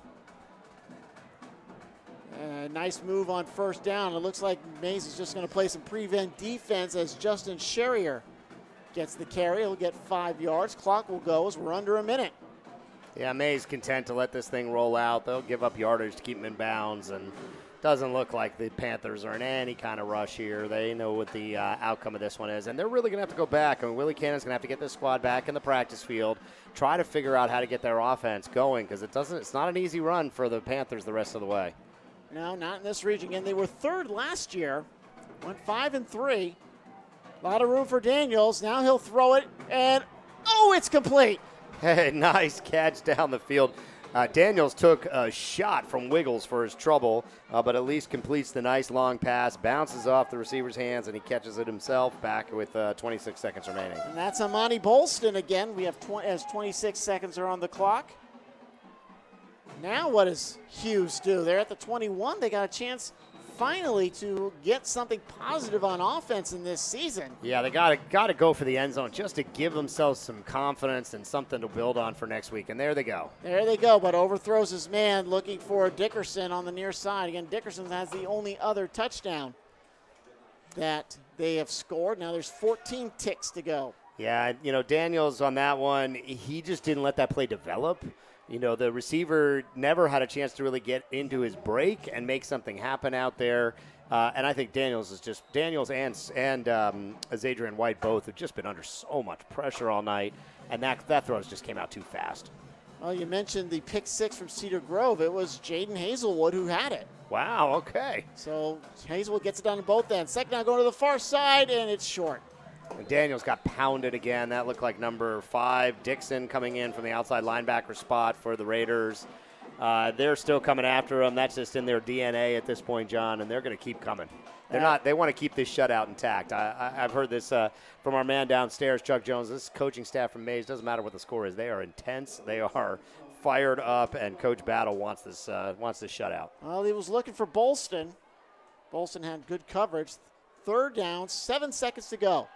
Going for it again, it's going to be Dickerson, and no good. And that's going to do it. That's going to do it. It was 1 second. I thought they might put 1 second back on the clock. No, they're not. That game is over. And Mays with a very dominating 26-0 victory over the Hughes Panthers. Yeah, we hope you've enjoyed this game at home. Tonight's game is brought to you by SportalTV. Hit that subscribe button. We'll have a highlight package from this game. We've got some great plays. We will have a top plays of the week. I know we've got some great footage from around the Atlanta area here tonight. So it's been a great week of football here in Atlanta. Rainy night slowed down some of the games, so keep an eye on the @SportalSpace, the SportalTV Twitter feed. We've still got a couple of games in action. Brian Zwerner here with John Morgo. Thank you very much for joining us, and good night.